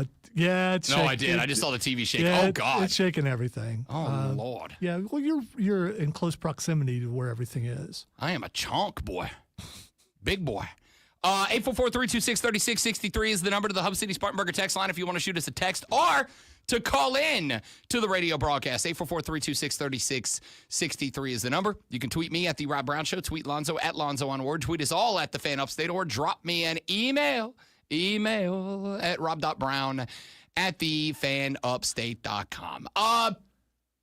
Joey B said, I had to personally go to a Braves game and heckle them to break out of their slump. I went because they're so bad. Tickets were $12, even though it's the second home series of the year. At the same time, it's baseball season because my guy Brandon's back in the chat. He reemerges from his annual slumber when the Bravos are back on Televisión.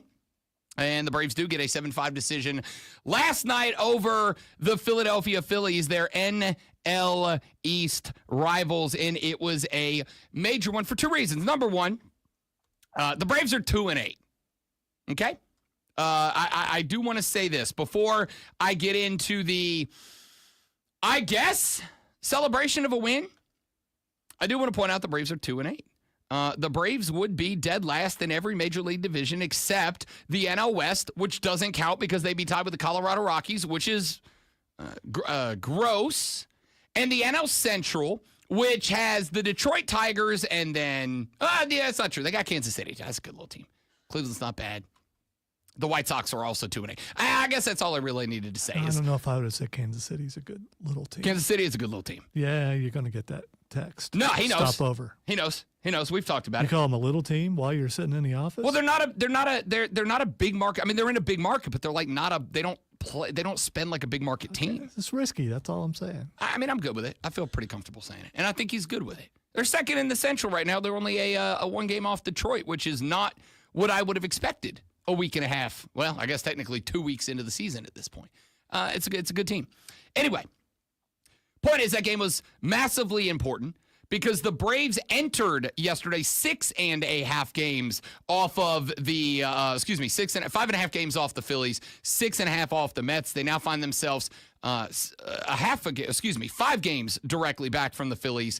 and just 6 games off of the lead in the NL East with most all of the baseball left to play. You can hear relief in your voice. This is weird. There is. It's only 2 weeks in, dude. You were ready to just. Oh, let me quell and squash at the same time. That. All right? Yeah, you didn't just make up a new word. I know you think you did. I'm questioning it right now. Question. Here's my now question. You sound like Elmer Fudd had a good day, and he's questioning it. 7-5 win over the Phillies. Good win. Needed the NL East victory. Second NL East victory. You did beat the Marlins, the Fish, 10-4. But after that 10-4 win, you turned around and you handed them an 0-4 shutout. The Braves, over the past season and a half, have been shut out more than all but I think like 4 Major League Baseball teams. So I do want to say, there is a little bit of relief. And there's a little bit of relief because the bats were awake yesterday. Now let me question that, which again is quell and squash together. It's a real word that I just made up. They did this once already. They did it against Miami. They did it last Friday night. They put 10 runs across the dish, which is called a dish because it used to be an actual dinner dish. Thank you, Vin Scully. They put 10 across the plate. They had a bunch of hits scattered across the game. And we had Abe Gordon on, and he was like, hey, there you go. You got a dub. Now you just start stacking them, right? Now you climbed into a hole to start the season. Now how do you eat an elephant one bite at a time? Just dub as many dubs after as many dubs as you can get. And then the Braves turned around the very next night, not against the best the Marlins had to offer, and you got smushed 0-4 by a bad baseball team in Miami, who is above you in the NL East. What I would say is this. Atlanta has got to put runners on the bags early in games, as they did last night. Philly went up 1-0 in the first. And I got to tell you, I had this game on. I had this game on because I had my 8:20 interview on BetMGM tonight, and it was like, I might as well watch some baseball while I get ready for that. And what the hell, let's see if the Braves even fight in this game. And then Sean Murphy, who made his return to the lineup for the first time in the 2025 season, in the second inning, went dinga with 2 on and 2 out to give the Braves a 3-1 lead. The Phillies would take the lead back. In the third, they would score 3 of their own. They're up 4-0 at that point. The Braves do get 2 back in the 6th. They score once in the 7th, 1 in the 8th to take the lead back from Philly, and they end up winning the game 7-5. Hooray. I have to see you do it again. Now, there's some silver linings, some positives here, and I'm going to do my best for my guy Brandon, my guy Joe, and the rest of the Braves fans that have showed up and commandeered this segment to make it a Braves segment. I'll allow it. Sean Murphy comes back. Now, we knew coming into this year that there were going to be some returns you had to wait on. Spencer Strider was one of them. Spencer Strider could very well be, assuming, because remember, I described the Braves as what? A team with a lottery ticket. A team that's gambled. And if they hit on the majority, if not all of their gambles, the Braves would be a good team. They'd be in the back pocket of the Dodgers. One of the gambles, a 3-year, $42 million deal to Jurickson Profar. And now it turns out, maybe, just maybe, Jurickson Profar didn't really earn that contract. There is a conspiracy theory going around about Jurickson Profar right now. Jurickson Profar last year had the best season of his career with the San Diego Padres, and the Padres did not even offer him a contract to come back. Not only did they not offer him a contract to come back after the best year of his career, very few, I think Atlanta and like 1 or 2 other teams even made an offer. And Atlanta with a 3-year, $42 million deal, getting about $14 million a year for 3 to come play baseball in the ATL, won the bidding war.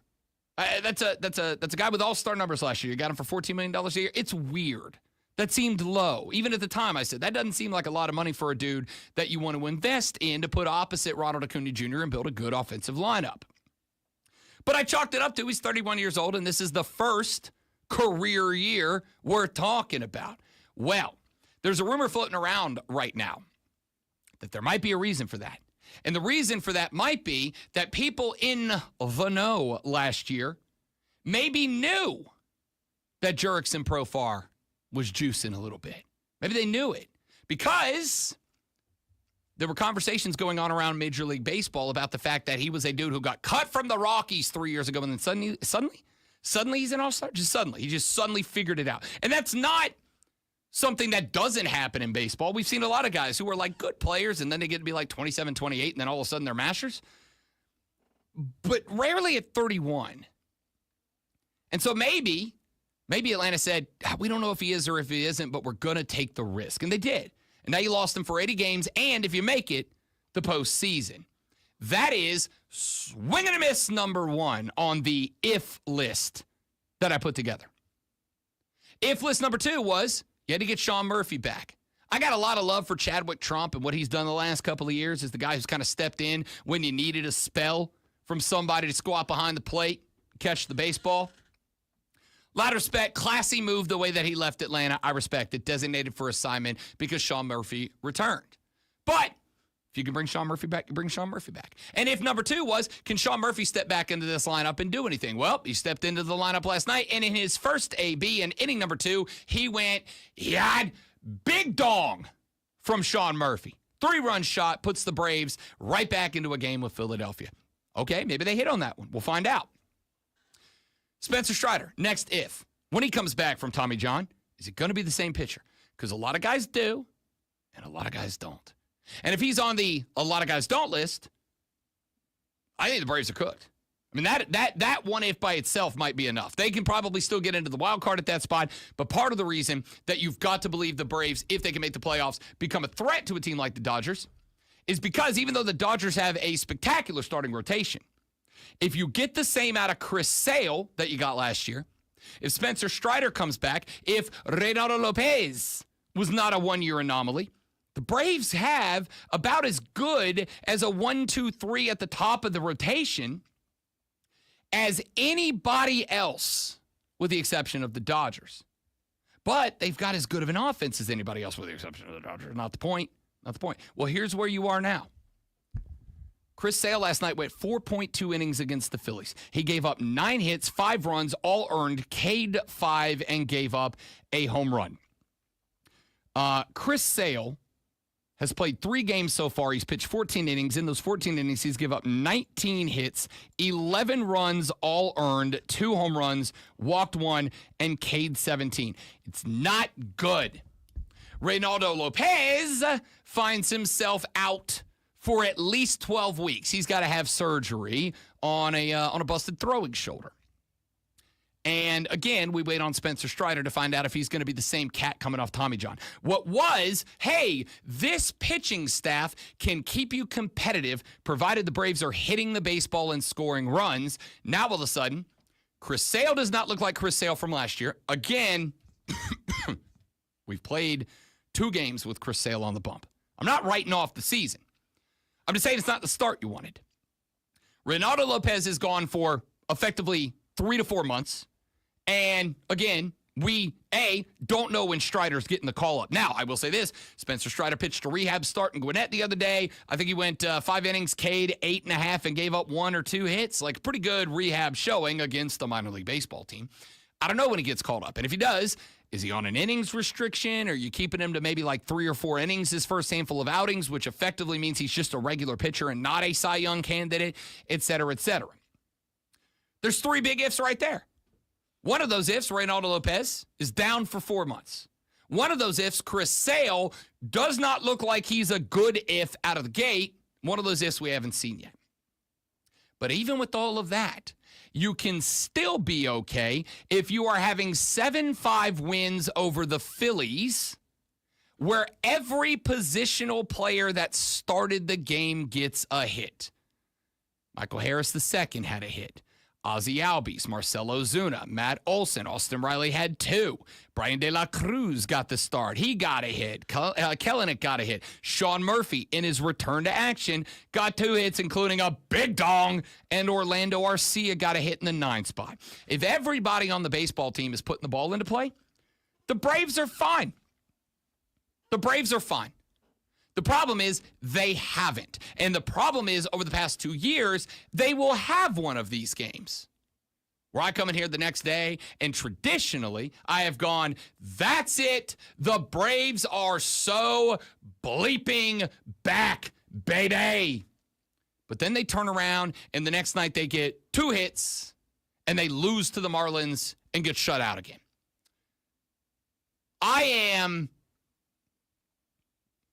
What's less than a sigh of relief? What's less than there's a sigh of relief. What's less than that? A breath? Like a gasp of relief? No, it's just a quick breath. Just like, is that I guess it's a breathe out. I guess it is a breath. Just like there's like sigh of relief. And then there's what I did, which is like, okay, a temporary relief. You know what it is? It's a hiccup of relief. That's fair. We went past sigh of relief to of relief. A hiccup of relief last night. Do you know when I'll have a sigh of relief? If the Braves come out and do anything similar to that tonight. If the Braves come out tonight and they do the same thing. If the Braves come out tonight and they are able to get 9, 10, 11 hits. If the Braves come out tonight and they're able to get it going and they're putting the ball into play, then I'll feel a lot better. Here's the problem. The problem is you're going with Grant Holmes as a starter. Grant Holmes is not a starter. He's got to be a starter right now because you just don't have the arms when you just lost Reynaldo Lopez and you don't have Spencer Strider back yet. I don't want the kid. By the way, pulling for him right out of Conway, South Carolina. I'll pull for any Palmetto State guy. Pulling for him. And also, by the way, you'll love him, Lonzo, because he's got great hair. Great hair. Nothing wrong with that. And he even does the pro wrestling thing where he comes out and it's like soaking wet. So it's like long strands that hang down to the nameplate. Great pro wrestling hair. And a great pro wrestling goatee and everything. Like he's like a 1980s bad guy / tweener wrestler. I'm pulling for him, but he's not a starting pitcher. And that's who you're throwing tonight against Tejon Walker, who is a good pitcher. So if the Braves are going to win tonight, the Braves are going to have to win because they're able to, for the second night in a row, go get the Phillies' best. Go get their number 2. Go get the guy who they're not supposed to get, like they did Zach Wheeler last night. Here's the thing. If the Braves do that, if we come in tomorrow and the Sports Flash is opened up with the first winning streak of the year for the Atlanta Braves as they beat the Philadelphia Phillies at home last night, blank to blank, Grant Holmes or whoever earned the win. And it's because they put 11 or 12 or 13 guys on the bags. And because they had 4 or 5 or 6 RBIs, because they were hitting the ball and putting the ball into play, creating base runners, and making pitchers pitch to them, not around them, then maybe you go, that's what this team is built to do.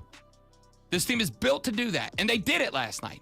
But they've already done it once this season, and they lost to the Marlins, shut out by the Marlins the next day. If the Braves come back tomorrow and we go, hey, the Braves are now 2-9 after they get hammered by the Phillies last night because they couldn't put guys on the bags, then I'm going right back to having my finger on the button.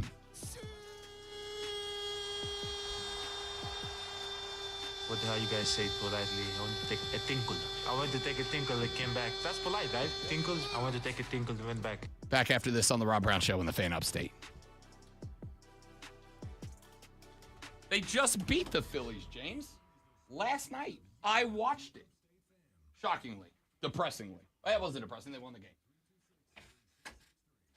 I was depressed when I started the game because I was convinced. I didn't give the line on the game. I did say that game was going to hit the over, though, and I was right, so that felt good. I also bet Chris Sale to go under 6.5 Ks. He got to 5, so that felt good, too. 2 for 2 on Braves bets yesterday. I did not take Phillies run line, which I thought about doing, but then I talked myself out of it. I'm glad I did, obviously. Be right back, guys. Give me 1.5 minutes, and I shall return.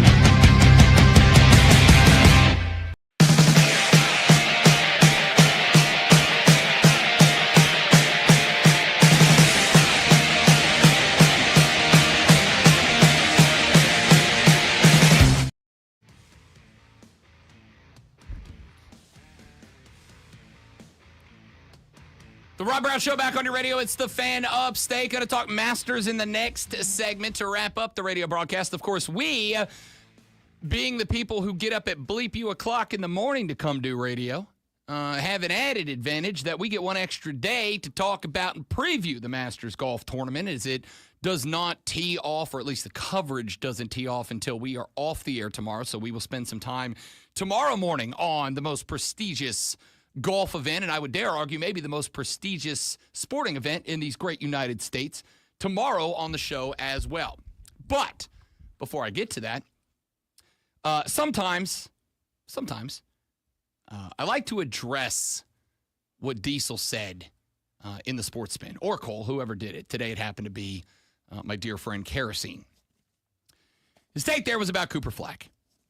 And his take was that Cooper Flagg, who did, I will agree with D-Train, collapse in that Final Four game against Houston, should return to Duke, make a landmark decision, and become a guy who passes up eschews being the number 1 overall draft pick in the National Basketball Association to return to Duke. And I think Diesel's point to some degree was there's some development left for Cooper Flagg to go through. Come back, and as we in the wrestling business have said for a couple of years now, finish the story. Pull a Paige Beckers. Come back, play one more when nobody thought you were going to, and win a natty. And my response to that would be, as my response is to many times when those of us out here in Sportslandia make suggestions to an athlete about what they should do with their future, you have every right to hold the opinion that that is the right thing to do. It's very easy to say that when it's not your name going on the bottom of a contract that is going to pay you tens of millions of dollars. Do I think Cooper Flagg would benefit from another year of football at Duke? Honestly, I don't. Yeah, because he plays basketball. I don't think he would benefit. Yeah, sorry. Do I think Cooper Flagg would benefit from another year of basketball at Duke? No, I do. I do not. And I don't for a couple of reasons. Number one, that works under the assumption that Cooper Flagg will not develop further in the National Basketball Association. Quite the opposite. NBA teams, although not all of them are successful at it, NBA teams have a lot of people who get paid a lot of money to develop guys, both as players and as people. Now, it's a two-way street. Those players have to want to develop and have to have the discipline to do so. Am I right, Zion? In order to make that happen. And number two, sometimes teams just don't have the right guys in that position or the right guys to work with the right guys in that position. That's part of building a successful franchise. But the assumption, I think, that Cooper Flagg would get to the NBA and just whatever he is when he gets there, that's the finished product, I think is incorrect. Number two, Cooper Flagg could make, I would speculate, and have absolutely zero hard evidence about this. I would speculate if Cooper Flagg came back to the Duke University Blue Devils next year, he could probably get $5, $6, $7, maybe $10 million worth of NIL money, which is a lot, like a lot of money. Here's the thing. It's not a lot of money when you compare it to the amount of money he would make on a 4-year contract playing in the NBA. Zachary Rissachet, the Frenchman who was drafted by the Atlanta Hawks first overall last year, got a $38.5 million contract and a $24.8 million signing bonus last year. My man signed on the dotted line and racked up roughly $62 million. 24.8 immediately. The signing bonus of Zachary Rissachet, who is not as exalted as Cooper Flagg is as the number 1 overall pick, let's give Cooper Flagg the biggest NIL deal we can. Let's say it's $10 million. Zachary Rissachet, who was not as well known as Cooper Flagg, not as highly regarded as Cooper Flagg, good player. And I'm kind of excited to see the continued development of Rissachet during his career in Atlanta or wherever else he ends up in 4 years when his 4-year rookie contract is up. while I am excited to see the growth, he got 2 times plus the most that I think that NIL money is going into the pockets of one Cooper Flagg. It feels like it's an easy decision when it ain't your name and it ain't your bank account to stay or to go. Here's the final thought I'm going to have.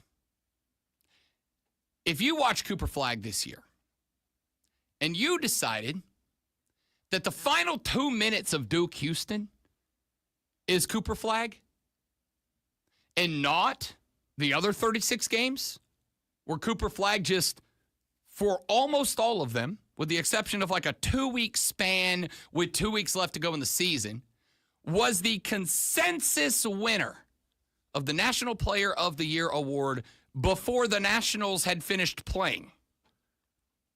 And you decide that 2 minutes against Houston, which, by the way, was a spot. And yes, I do want the best player in the country to be able to, in the biggest game in the season, be able to put the team on his back and carry them to victory. But let's be real. The reason we like sports is that sometimes even the best players can't. Sometimes even the best players can't. Sometimes even the best players lose. As Wayne Gretzky once said, according to Michael Scott, you miss 100% of the shots you don't take. The other side of that coin is you don't make 100% of the shots that you do. Cooper Flagg was squared up against one of the most efficient defenses in college basketball in the Final Four and was asked to iso ball them to a win. The beautiful thing about isolation basketball is that very regularly it creates one-on-one matchups where 2 of the best players on the basketball court are just playing street yard ball. The problem is when you have a defense as efficient and as talented as Houston's, they know how to counter. They know how to help. They know how to slide guys over and take them away from less attractive scoring options to help out against the most attractive scoring option. That's what the Houston Cougars did. They slid that defense over to Cooper Flagg. They said, well, we'll let you set up a one-on-one out on LJ Cryer. We'll let you take the best defender on our team one-on-one, but we're going to give them some help inside the paint. If you're going to knock down a game winner, you're going to knock down a game winner that is going to cap off the one shining moment montage, okay? Game winners happen. If it happens and you knock us out, it's going to be one that we're going to talk about Christian Laettner style for a very long time. So they slid the help defense over. Cooper Flagg just didn't get it done. There's one more element to that is a direct correlation to that point. And it's this. I genuinely do not know how much improvement Cooper Flagg can show playing in the Atlantic Coast Conference next year. You want a hot take? Here's your hot take, Diesel. If Cooper Flagg is going to come back to college basketball next year, he should transfer to the Southeastern Conference. Transfer to Alabama. They need a power forward to play. Transfer to Auburn. Go play for Bruce Pearl after what he did with the Tigers this year. Go step on to that program. Go transfer and play for John Cal, a man who has sent player after player after player after player after player after player after player to the NBA during his career.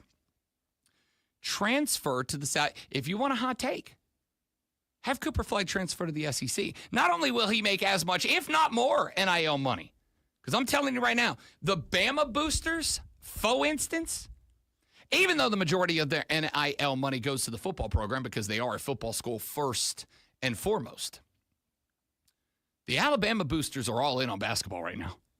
They are ready for the Crimson Tide to roll into a Final Four position. They're ready for it. They want it. They are ready for that moment to happen. And they will come off, I am sure, $10 million plus to get Cooper Flagg playing for the Crimson Tide. You want a hot take? Have him transfer to the SEC. Not come back to Duke. There's, short of winning a natty, there's not much more he can do at Duke. And I am a firm believer right now. Do you know why Florida won the Southeastern Conference? Do you know why I firmly believe that had Auburn been on the other side of the bracket and switched places with Duke or Houston, that you would have had a Florida v. Auburn national championship game? It is because, as I said all season long, iron sharpens iron. You must be baptized by fire in order to be a championship caliber team. No team was tested as often in the regular season, and no team was as tested as many times through the tournament as the Florida Gators. And so when they got into a scrap with Bruce Pearl's Auburn Tigers, another team playing out of the Southeastern Conference that had been tested and tested and tested and had come through time and time again, when it came clutch time, both of those teams understood how to win in the clutch. Florida was just better. When Florida and Houston got together and it was clutch time, Florida knew how to win in that spot. The Cougs did not. Despite playing in a better conference than the ACC, they just weren't ready. That is also the reason that Houston beat Duke. Because when it came time to lay it all on the line, when it came clutch time, the Houston Cougars had been in some battles and Duke just hadn't. That's my belief. So the concept of Cooper Flagg needs to make a historic decision and bail on the NBA to come back to college ball, I would agree that if and only if you firmly believe that whatever team is holding the number 1 draft pick in 3 days when the season comes to its conclusion, and you can't know that because we got to wait for the lottery, but if you firmly believe that whoever gets the number 1 overall draft pick is just an irredeemable franchise, just a franchise that no matter who they get, they can't win, which the Milwaukee Bucks proved is wrong. The Denver Nuggets proved is wrong. How about the Pelicans? Nobody asked you, Lonzo. It's unnecessary. I don't know why it is you feel the need to consistently attack me personally this week. Unless you believe that they are going to draft him to an irredeemable franchise, Cooper Flagg is not going to walk away from a $26+ million signing bonus and a $40+ million 4-year contract as a rookie in the NBA to come back and to not develop any further at Duke, because I don't know what else he can do to develop at that program. If you want him to come back, you advise him to transfer to an SEC school. Or you just acknowledge that you would rather have a great basketball player entertain you at the college level than go to the NBA. Those to me are the only 2 spots you can take. Back after this, we'll talk some Mastis as we wrap up the Rob Brown Show on the Fan Upstate. All right, guys, when we're live, when we're back, stay right there for me, please, and thank you.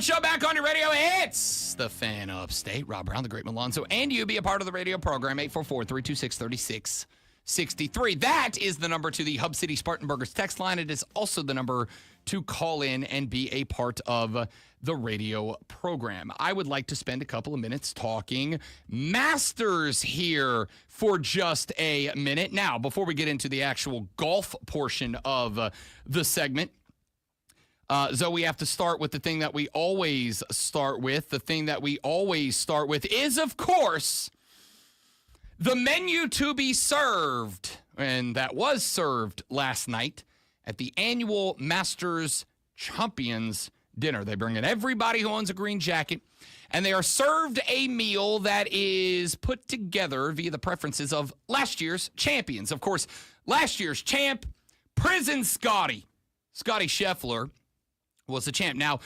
Scotty Scheffler is an interesting guy. As we all know, Scotty Scheffler is a dude who's been to jail. He's hard, man. He served hard time, bro. Scotty Scheffler, a 28-year-old man from Ridgewood, New Jersey, checking in at 6'3", 200 pounds. Got to put together this year's Masters dinner. Lonzo, I am going to give you the menu, and then I would like a grade from you on how Scotty did building last night's Champions dinner. Here is the menu. Appetizers, you have 3 options. Classic cheeseburger sliders. Firecracker shrimp with a sweet Thai chili and sriracha mayo aioli. Or Papa Chef's meatball and ravioli bites. Pecorino cheese, tomato, basil sauce on top. I'm intrigued by the bites because I've never had those before. But if I'm going to go with something that I know it's good, I'm going to go with the shrimp probably. Firecracker shrimp are one of my favorite foods. I'm a shrimp guy. I love a shrimp. Shrimp is my favorite food because shrimp, very much like a pizza, wildly versatile, right? You can put shrimp with just about anything, and it makes just about anything better. You can eat it cold. You can eat it hot. Oh, hell yeah. I am very team Bubba Gump. Okay? Very team Bubba Gump. I regularly deep fry shrimp at my own house, grill up shrimp at my own house, put shrimp in pasta. I'm a big steak and surf and turf, seafood and steak kind of guy, shrimp and steak kind of guy.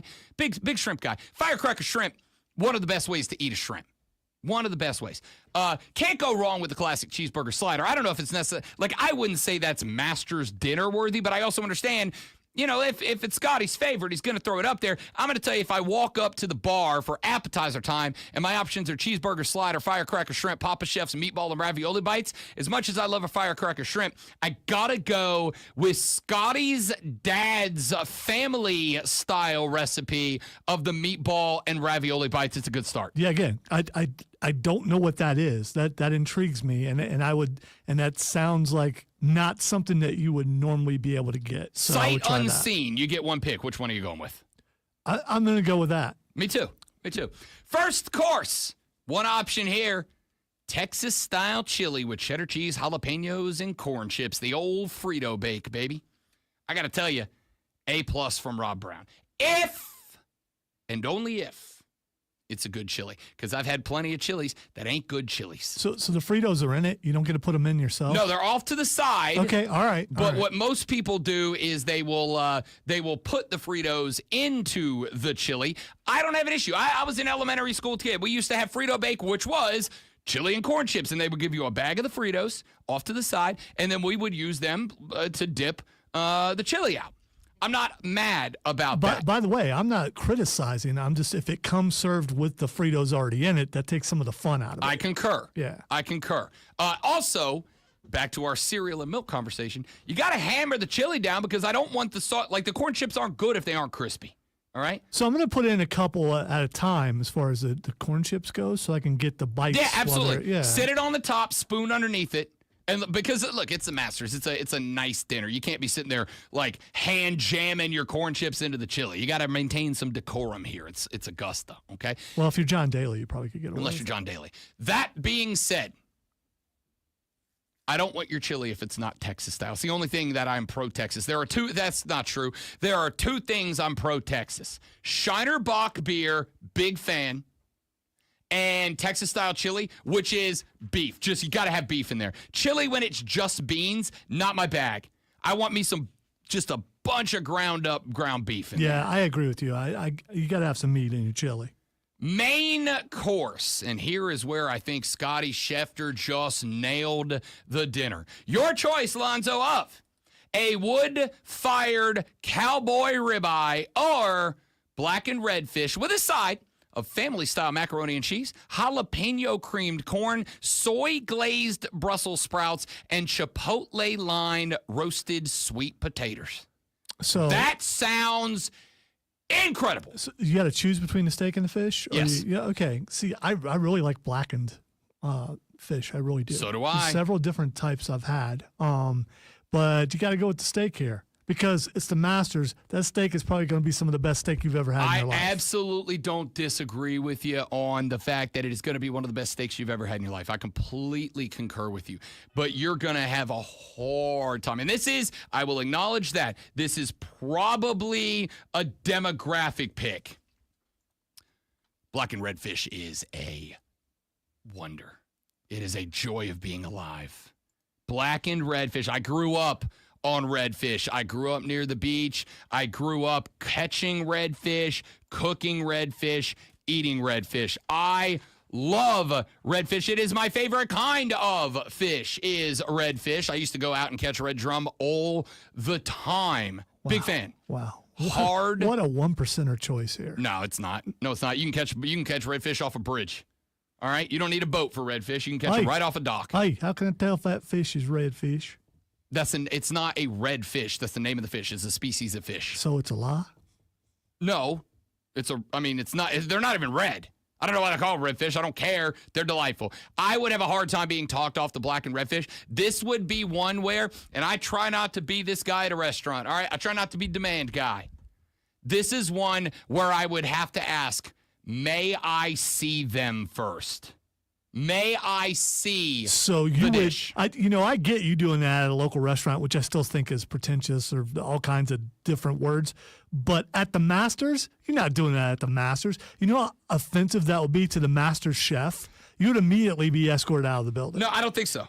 I don't think so. I think it would be a case of I would 1,000% be telling them, listen, you have, especially Scotty Schefter, pat on the back, Scotty, well done. You have crafted a menu that I am losing my mind over the appetizers. I am perfectly happy with your choice of Texas-style chili with corn chips as my appetizer. That sounds incredible. And you have picked two of probably my three favorite all-time meals as my options here. Wood-fire cowboy ribeye, blackened redfish, two of my favorite types. I'm a ribeye guy. If the lady friend says, can we do steak night? I say absolutely. She gets herself a filet. I grab myself a ribeye every time. I'm a ribeye guy. And you're wood firing it, which is the correct way to cook a ribeye. Medium rare, not a second longer. But man, I love redfish more than I love most members of my family. And blackened is the best way to cook it. You get that little bit of heat there, a little bit of crust on the top of it. It's phenomenal. I would genuinely have to ask, may I see both? Now I have to pick one sight unseen, Lonzo. Here's the thing. This is more about matching it with the sides, right? You're giving me mac and cheese, jalapeno creamed corn, soy glazed Brussels sprouts, and chipotle-lined sweet roasted potatoes.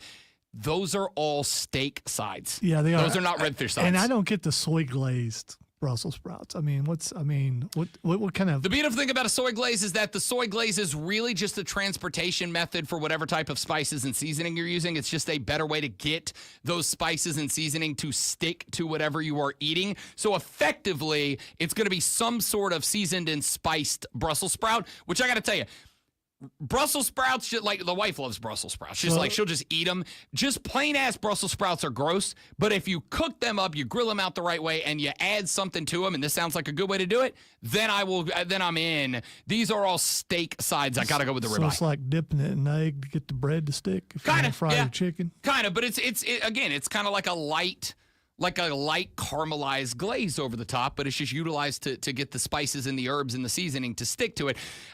This would be one where, because of the sides coming along with it, I got to go with the wood-fired ribeye. I like blackened redfish probably more than I do a good cowboy ribeye, but with the sides you're giving me. And then for dessert, a classic. warm chocolate chip skillet cookie with vanilla bean ice cream on top. That's classic. That's an American staple right there. Scotty Scheffler just went with the most all-American meal of all time. So at a dinner like this, would it be a faux pas if you would have your wife also get something different and you just guys split it? Yes. This is a frequent strategy of Mrs. Myers-Brown and myself. The frequent strategy when we go, so like Valentine's Day this year, I took her out to a very nice restaurant I could not afford, but it's my wife and I love her, so I made it happen, okay? And it was a menu like this, where it's like choice of, and you get 2 options, but it's like that. This is their thing. This is what they do best. And anytime we end up in a spot like that, we have a whole conversation. What do you want? What do I want? What do I want? What do you want? Okay, I want this, but I want to try that. You want that. And then we strategically order our meals so that both of us get to try something from the other's plate. That's the way to go. That's the play here. For sure, it's a way to go. Yeah, that's the play here. The Rob Brown Show presents Twitter. We're going to talk actually about the golf tomorrow. I didn't know if you're. No, it's the right call. No, I was going to say if you're at a fancy place, if it's frowned upon. I mean, no, not at all. Okay, all right. It's probably not encouraged, but it's not like they're going to look at you and be like, "Oh, what kind of heathens are you?" You know, or they know what's they'll happening. Say, "Oh, look, they're deeply in love." Yeah, they know what's happening. All right, the first thing is Xing, and I made a mistake, but I'm going to go ahead and get this out of the way. First of all, #massager. So many different reasons, which is tragic about why it's trending. Is it a Deshaun Watson story? Dude, I don't know. I made a mistake. I clicked on it, and I immediately said, nope, I should not have done that. You clicked on it, but you didn't like, oh, I'm already here. I might as well find out? Yeah, no. Once you're there, it's like the first couple of things that pop up is like, no, I better get off here. Was it boobies? It's a little bit of everything. It was a nice combination of stuff. Okay. And so I don't know why it's trending, but this is more of a PSA. Don't click on it at work. That's all I'm saying. Okay, in fairness, I clicked on it at work because I don't care about my health, sanity, or well-being. Yeah, I'm more concerned about the first thing history. that came up. The first thing that came up, great one, is a GIF of a golden retriever getting a bath and looking like he's having the time of his life. Wow, that's amazing. I wish that's what. It is trending because great one. Apparently, there's like a DJ, like a EDM style artist that apparently has put out a song called Massager, but then that was commandeered by people who put their wieners on the internet. Okay. Yeah. All right. So there's that. All right. So anyway, don't click on that. Even though Rob did and I did. Can you say wieners on the internet? It's too late now. Okay, you already fair did, Fair and enough. you did it on the air. All right. The next thing that's Xing is Goldberg. That's not the worst thing I've said Yeah, today. Today. You're right. Today. Goldberg. Goldberg is Xing because You'll like the reason why. it has been announced that Goldberg will have nothing to do with WrestleMania. It has nothing to do with Goldberg. Oh, okay. It does indirectly. It's the Braun Breaker spear. And people are trying to say that it's better than any spear by Goldberg. Okay, so here's the thing. Historically, whether you like Goldberg or not, his spears were really good. Here's the thing. The reason Goldberg's spears look good is because they actually were tackles. Well, yeah. Right? Like he didn't. That's what a spear's supposed to be. The Braun Breaker spear works because the way that he hits you is not carrying his full momentum at full speed directly into your vital Dude, organs. He was cool. He was fast. cooking. But if you watch, the reason he front flips is because when he hits you, he's actually hitting you at an angle so that it's not full force, and then he can roll whichever direction the momentum goes. Whereas Bill Goldberg tried to tackle you as if it was 3rd and 2 in the Super Bowl. That's why nobody liked Bill Goldberg. That was improper training. That had to do with WCW. That wasn't his fault. Anyway, I think momentum is what carried him. He was running so fast. 100,000 matches in a row, and never once was somebody like, hey, don't do it that way, bud. I don't think anyone's seen Carlito since. That's all I'm saying. He may or may not be in traction somewhere. All right. Put the belt on Braun tomorrow. Well, he's already got a belt. No, the belt. The belt. Okay. All right. The next thing that's Xing is Sabrina Carpenter. I actually have to say and acknowledge, Sabrina Carpenter has grown on me a lot. I'm kind of a fan. I like her stuff. Obviously not made for my demographic. Obviously, I don't care. No idea why she's trending. She's been added to Fortnite. Because everyone's added to Fortnite. I mean, I can't be mad. We'll get there someday. Yeah, I mean, listen, Fortnite's just not made for me. Okay, it's not a game for me. It's for the Utes, and the Utes like some Sabrina Carpenter. So have at it. Gone. And finally, the last thing that's Xing is Temu. Sabrina Carpenter looks a lot like Tiffy Time. She does. Looks a lot like her. The last thing is what, Temu? Temu. Temu is Xing because last night Donald Trump put a 104%, well, was supposed to. I don't know if he did or not because I haven't read the news. A 104% tariff on China. Well, here's one of the things. Violates a free trade agreement, which now would allow China to basically copy American products, which means Samsung can now make the iPhone and sell it around the world for cheaper. If you own Apple stock, I'd keep an eye on it. That's all I'm saying. I don't know why you went political. Temu. That's not. How is that political? That's literally what happened. Yeah, the Temu thing has to do. Temu was Xing because Temu right now is going to become a very expensive source of buying things. It has to do with friend of the show, Temu Undertaker. Okay, that's also really funny too. That's also genuinely funny. Hey, that's it for us. When we come back tomorrow, ladies and gentlemen, it will be day one of perhaps the most prestigious sporting event in America. Come back tomorrow as we begin our coverage of the 2025 Masters Golf Tournament in Augusta, Georgia. For Lonzo, I'm Rob Brown. Thank you for being here. Have a lustful... I was so close that time. I don't know why it is when I turn into... You were going to have a lustful. What are you doing? Hey, massagers trending on Twitter. See you tomorrow! You're not wrong. You're just an...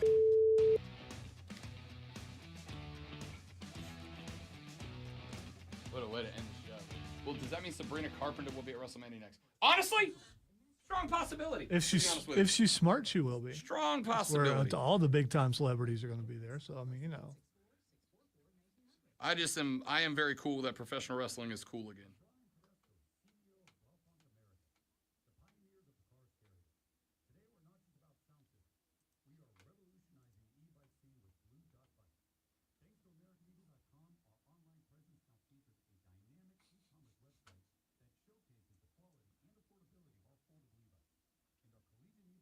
Hang on, guys. I'm coming back. I have to write something down before I forget it. Quit trying to get a lecture, Kane.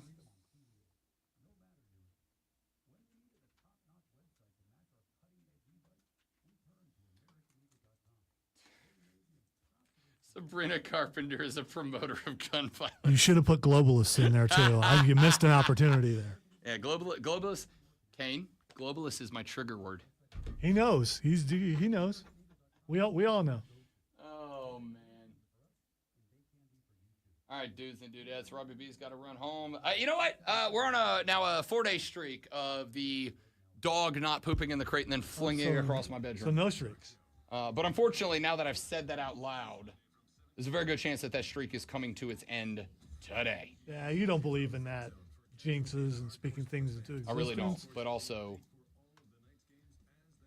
when it comes to because I got to tell you, I'm a sympathy puker. The last time the dog pooped in the house, it was runny and warm, and I got to tell you, getting that poop from the floor into a paper towel and to the trash can, into a plastic bag, into the trash can outside, has got to be one of the worst experiences in recent memory. Did you say sympathy puker? I'm a sympathy puker. Okay. You never heard that term before? No. I think you made it up. But it's sympathy fine. puker is a real thing. Like I see somebody else puke, I puke alongside them. I do if I smell it. Yeah. Sympathy puker. No, it's I can't handle smells. Sympathy puker. Welcome, buddy. No, that's a bodily reaction. It's not out of sympathy. It's not saying you're puking because of the emotion of sympathy. It's just the term that is. I'm explaining it to you. When somebody else pukes and then you puke because they puked, the term for that is you're a sympathy puker. Somebody else puked, your body's like, oh, don't want them to puke alone. That doesn't mean that's literally what's happening.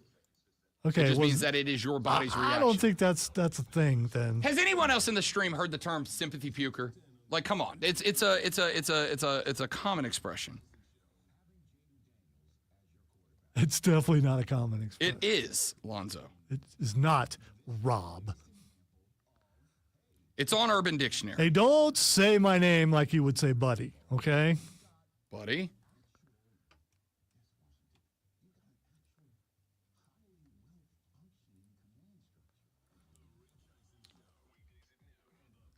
All right, that is it for us. Thanks for being here. I hope you're all amazing people. I mean, I know you're all amazing people. Thank you for being here and being amazing people. That's what I was trying to say. But as you heard, if you've listened to the show for more than 7 minutes today, my brain is scrambled. Have a great day. See you tomorrow for day 1 of the Masters Golf Tournament. Goodbye.